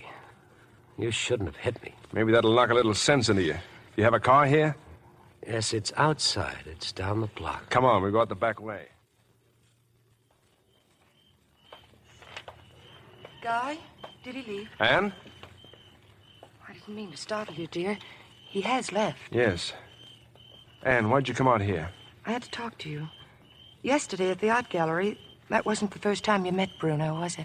What makes you say that? I don't know. Guy, what did Miriam look like? But I've told you. I want you to tell me again. Well, she was dark, not too tall, sort of pretty. What else? What else is there? She wore glasses, didn't she? Yes? Barbara wears glasses, too. And Barbara looks something like Miriam, doesn't she? Doesn't she? No, not at all. How did you get him to do it, Guy? Get him to do it? He killed Miriam, didn't he? Tell me, didn't he? Yes. Yes, he's a maniac. I met him on the train going to Metcalf. He had some crazy scheme about exchanging murders. If I do his murder, he'd do mine. What do you mean, your murder? Well, he'd read about me in the papers. He knew about Miriam, about you. You must have known he was talking nonsense. But he wasn't. And now a lunatic wants me to kill his father. It's too fantastic. You've known about Miriam all this time. Yes. Why don't you call the police? And have them say what you did? How did you get him to do it? If we could only talk to Father or someone about it. It's no good, Anne. I can't drag anyone else into this. Guy, what are we going to do? I don't know. I don't know.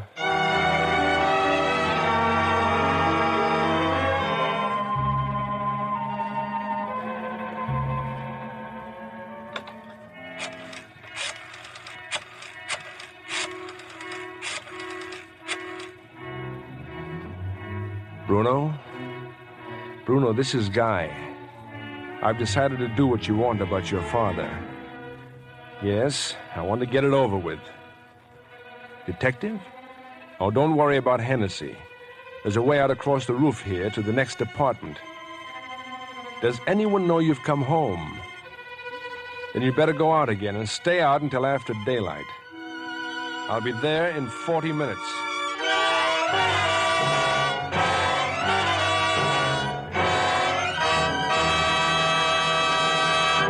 Before we return with Act 3 of Strangers on a Train, I'm going to introduce my guest for tonight. She's very special, a blue-eyed blonde who's to be congratulated on playing the leading role in the very first picture she's made.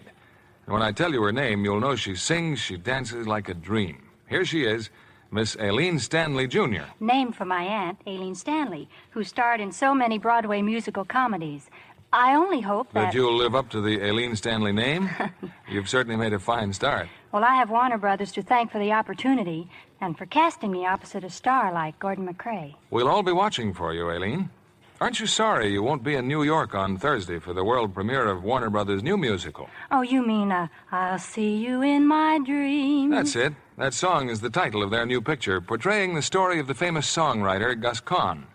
The cast has Danny Thomas playing Kahn, Frank Lovejoy as his collaborator, Walter Donaldson, and Doris Day as his wife, Grace Kahn, sings his wonderful songs, Making Whoopee, Pretty Baby, Nobody's Sweetheart. And there's something more to make I'll See You in My Dreams a picture to watch for. That's Patrice Wymore's dancing.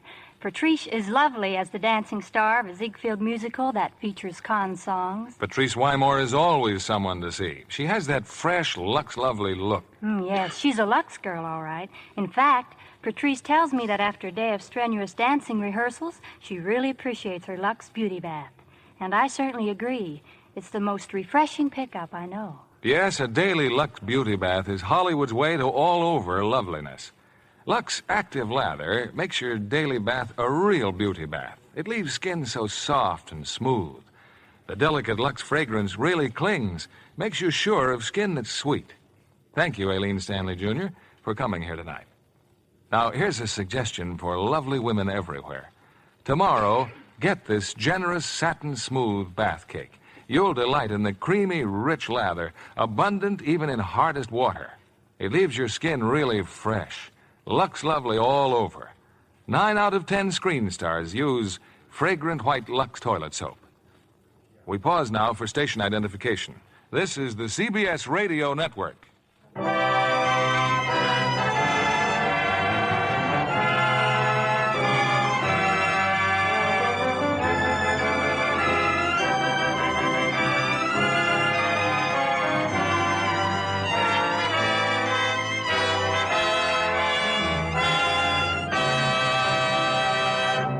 The curtain rises on Act 3 of Strangers on a Train, starring Ray Milland as Guy Haynes, Ruth Roman as Ann Morton, and Frank Lovejoy as Bruno Anthony.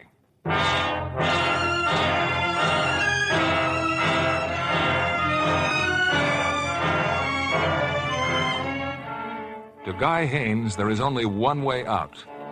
Now, in the quiet of the night, Guy has entered the Anthony home. With the key and the map of the house that Bruno sent him, Guy has no trouble finding Mr. Anthony's bedroom.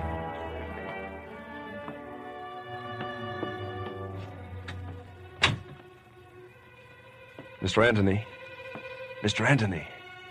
Don't be alarmed. I must talk to you about your son. About Bruno, Mr. Anthony. Wouldn't you feel more at home with the light on, Guy? Bruno? My father isn't home.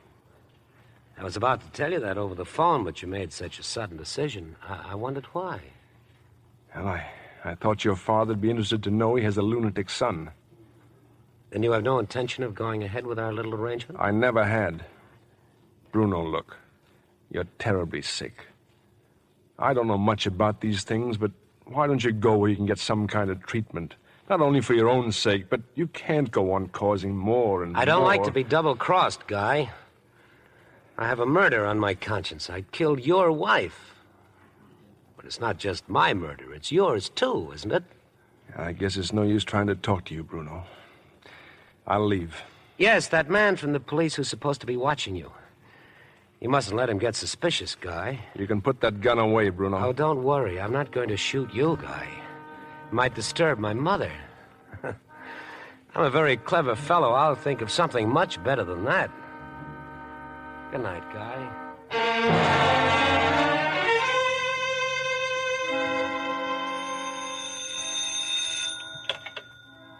Hello? Hello. I'd like to speak to Mrs. Anthony, please. Bruno Anthony's mother. This is Bruno's mother. I'm Ann Morton, Mrs. Anthony. Senator Morton's daughter. Oh, Miss Morton, good morning. How nice of you to call. I'd like to see you, Mrs. Anthony, just as quickly as possible. Why, that would be lovely. Do come over, do.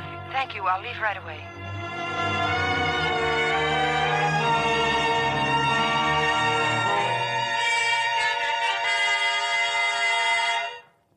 No one knows I'd come here, Mrs. Anthony, but I simply had to tell you. Oh, Miss Morton, really. I know Bruno's been in some very awkward scrapes, but nothing so ridiculous as a murder. But you have to make him do something about this. Don't you see that just one word from him would get Guy out of a dreadful situation? Well, but how can you take this seriously? It's just some practical joke, dear. Bruno's so terribly irresponsible. Oh, he gets into all sorts of escapades. But you don't seem to understand. Your son's responsible for a woman's death. Did Bruno tell you this? Well, no, of course not. Well, there you are.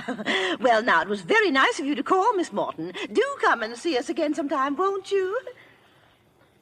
I'm afraid Mother wasn't very much help, was she? If you don't mind, I think I better leave. Mother hasn't been too well for some time. She's a little, well, how shall I say it? She's confused.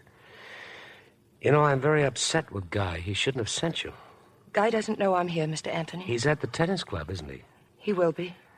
Yes, he's playing Reynolds this afternoon. It's a very important match. He must be very desperate to try to involve me. Try to involve you? Well, I've been protecting Guy ever since he told me how much he hated his wife.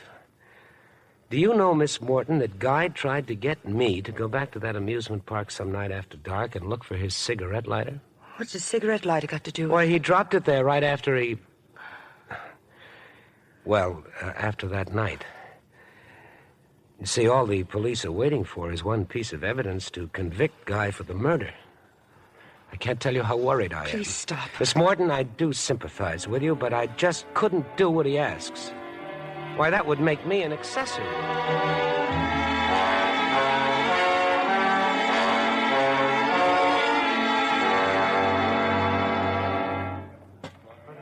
I left his house and came straight here to the club, Guy. You shouldn't have gone there, darling. Well, Bruno told me if the police ever found your lighter there, that's all they'd need. Something to prove you were there when she was murdered. Bruno has my lighter. I know, you told me. That lie about my wanting him to get it back. That means he's going back to Metcalf, back to the amusement park. He's going to drop it there, somewhere where they'll find it. Oh, Guy, I wanted so to help, but I'm afraid all I did is make things worse. He said last night he'd think of something. Well, give him credit, he certainly has. Well, you've got to get to Metcalf before he does. You haven't time to play. You better tell them now. No. If I try to avoid this match, Hennessy's bound to get suspicious. I have him out of his sight all day. Then I'll go. There's a train and an You all. stay right here. I'll try to give Hennessy the slip right after the match. But, darling, that'll be too late. Didn't Bruno say I wanted him to go there some night after dark? Yes. Well, he won't expose himself in daylight. If I can finish off this match, I'll still have time. All ready, Guy. You go on in a few minutes. I'll be right out there. Now, look, Ann. Here's what you better do. Get hold of Barbara. And just as soon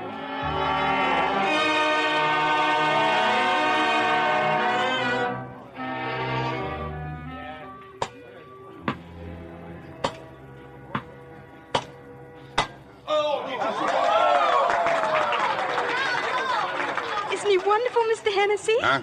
Oh, how are you, Barbara? Oh, this here's Mr. Hammond. Mr. Hammond, this here's the senator's other daughter. Hi. Oh, yes, I've seen Mr. Hammond outside the house. He's a detective, too. You and he take turns, don't you? Yeah, something like that. But if he's your relief man, why would the two of you be here together? Look, you're a nice kid, Barbara. Now, watch him hit the little ball and don't ask so many questions.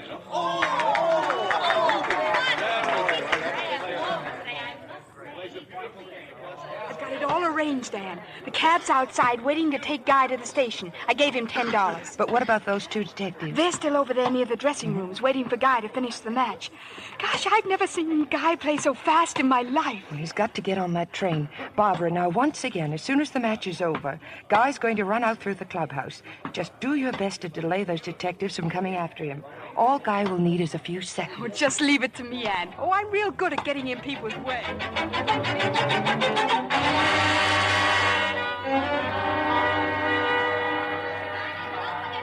Looks like we're out of luck, Hammond. Haynes beat us to it by about 2 minutes. The guy says he bought a ticket to Metcalf. Well, what are we waiting for? The train just pulled out. We can still have him flag it down before relax. Let him go to Metcalf. We'll phone Captain Turley and let them take over at that end. That nutty little thing. Barbara's a nice kid. Maybe it was an accident. Pushing you in the fish pond? Just one thing that puzzles me. What's Haynes' big rush to get to Metcalf? What's he going back for? Come on, Hennessy. Let's phone Turley.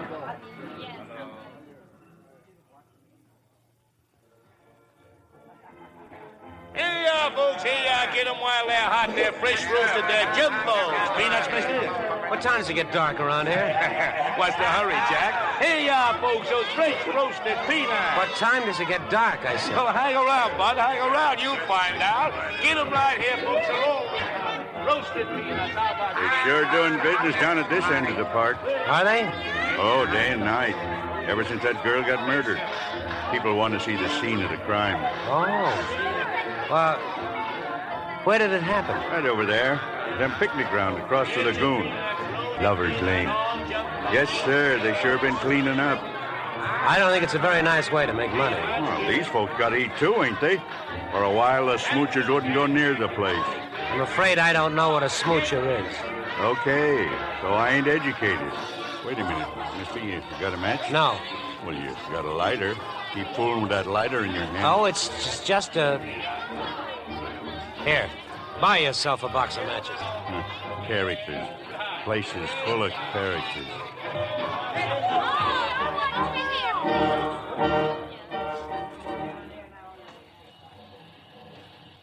Hello, this is Sergeant Adams. I'm phoning from the station. Put Captain Turley on the phone. This is Turley. Haynes just got off the train, sir. He took a cab. He told the driver to take him to the amusement park. All right, good. Pick up your men and go to the park. I'll take a group from here. We'll be waiting for him. That's all, Adams.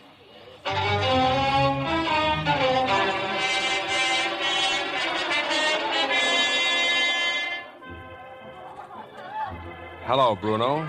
I've been looking all over for you. You shouldn't have come here, Guy. This could be very dangerous for you. It'd be more dangerous if I left you here alone, wouldn't it, Bruno? But this is where it happened, Guy. This is really where it happened. They try to make people believe it happened near the concessions. They figure it'll make more money that way. I came after my cigarette lighter. I want that lighter, Bruno. Don't be foolish, Guy. You're just proving a theory for them. Murderer returning to the scene of his... Give it to me. Give it to me before I... Stand where you are, Haynes. Stand where you are. I've got the man you want right here. He's... Stop him. Stop him. He'll get away. Don't make a move, Haynes, or we'll shoot. He's getting away. I can't let him get away.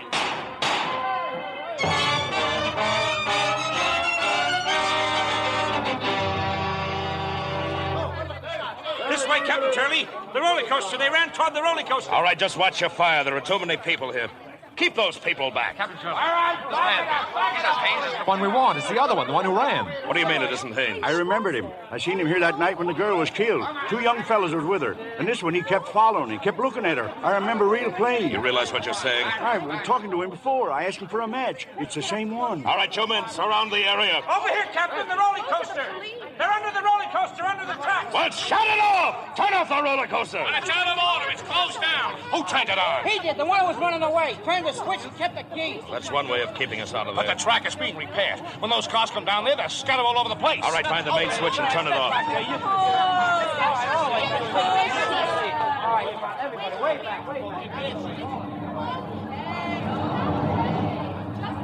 Stay where you are, Guy. Don't come any closer. Well, you run to now, Bruno. They're all around here. The police, Bruno. They won't get me, not alive. I've got a gun. That's not for you, Bruno. You're much too clever to use a gun. I'll kill you and then I'll kill myself. I'll kill you first and then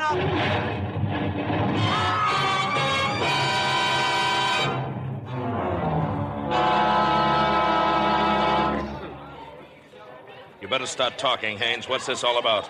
Well, he had my cigarette lighter. He came back here tonight to plant it, to pin the whole thing on me. Cigarette lighter, huh? Let me talk to him, please. All right, take it easy now. Over here. He's in a pretty bad way, Captain. Can't you lift that stuff off him? We've done everything we can until the crane comes. Hello, Guy. Who was that with you? This is Captain Turley, Bruno. Police. Oh, they got you at last, huh, Guy? Tell him, Bruno. Tell him you have my lighter. But I haven't got it, Guy. Must still be over there where you dropped it that night. You dropped it, huh? Sorry, Guy. I want to help you. But I don't know what I can do. Captain Turley, may I go through his pockets? No, of course you can't. Besides, he says he hasn't got it. But if he dies before he... There's no more it. This man's dead, Captain. His hand. He's got something in his hand. See what it is, Mac. It's a lighter, Captain. A cigarette lighter. Here, let me see that. From A to G. From Ann to Guy. Looks like you were right, Haynes. Well, I better keep this for a while. How about staying in town overnight? I imagine there's a lot you may want to tell me. Yes, I imagine there is. Captain, may I use the telephone? Sure, go ahead. There's one up near the entrance. Say, who was he, mister? That guy. His name was Bruno Anthony. A very clever fellow.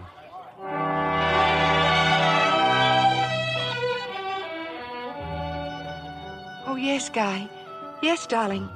Well, of course I'll be there. I'll leave right away. Father, Barbara, it was Guy. He's safe and he's free.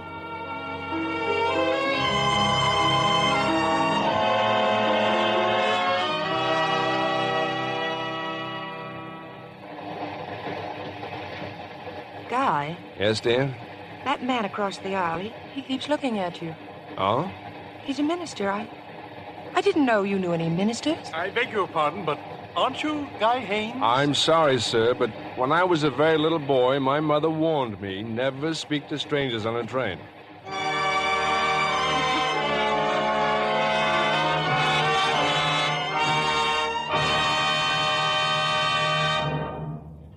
We want you to meet our stars in person, and Mr. Keeley will tell you about next week's show.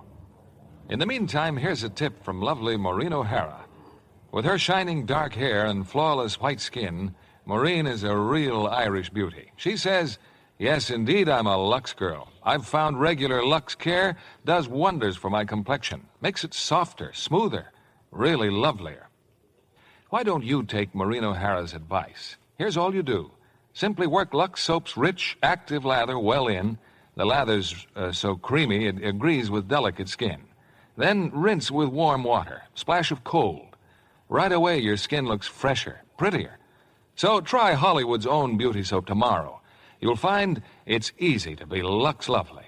9 out of 10 screen stars are Lux girls. Now here's Mr. Keeley with our stars.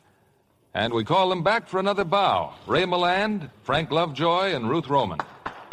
Ray, what have you been doing since we worked together on our latest picture? Well, I liked it so well at Walters that I've just finished a Cagney production there called Bugles in the Afternoon. In the afternoon? I thought bugles were for early morning. Well, Frank, stories about the U.S. cavalry's continual fights with the Indians, which caused a great deal of bugle blowing back in the 1870s.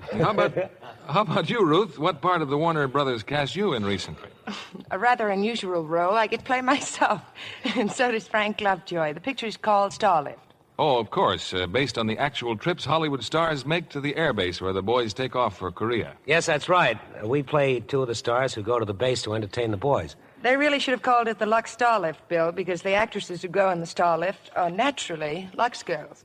Including yourself, of course, says Ray. Certainly, I'm a Lux girl. It's my favorite beauty care. You know, by a happy coincidence, Ray is just about to leave on a starlift of his own, all the way to Alaska to entertain our troops for the holidays. Well, it's a privilege to do so, Bill. The only trouble is, what if they're expecting a Lux girl? Won't be a bit of a disappointment? Well, you would be to me, Ray. But remember, the boys are starved for entertainment. They'll really appreciate you. And speaking of entertainment, how about next week's show? Oh, it'll be great entertainment, Ruth. Starring on one of our most popular comedians, a fellow who also spends a great deal of his time entertaining the armed forces, Bob Hope, and as his co-star, glamorous Marilyn Maxwell. We will present them in the Paramount picture Laugh Riot, The Lemon Drop Kid. I hate to miss that one, Bill. Good night. Good night. Good night, and don't talk to any strangers.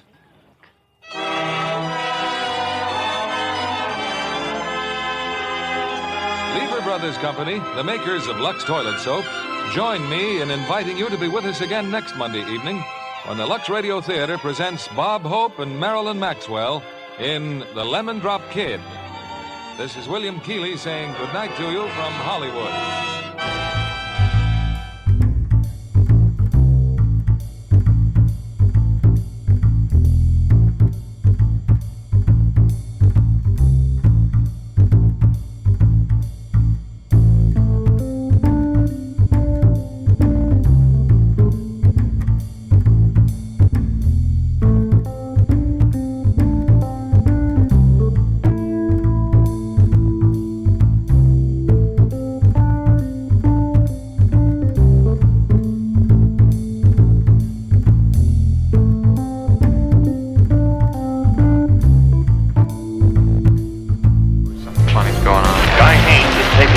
I've never seen him take. Excuse me, madam, I need your help. We're chasing a man.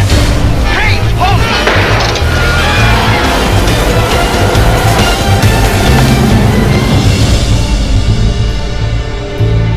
Bill, think it would be wonderful to have a man love you so much and kill for you.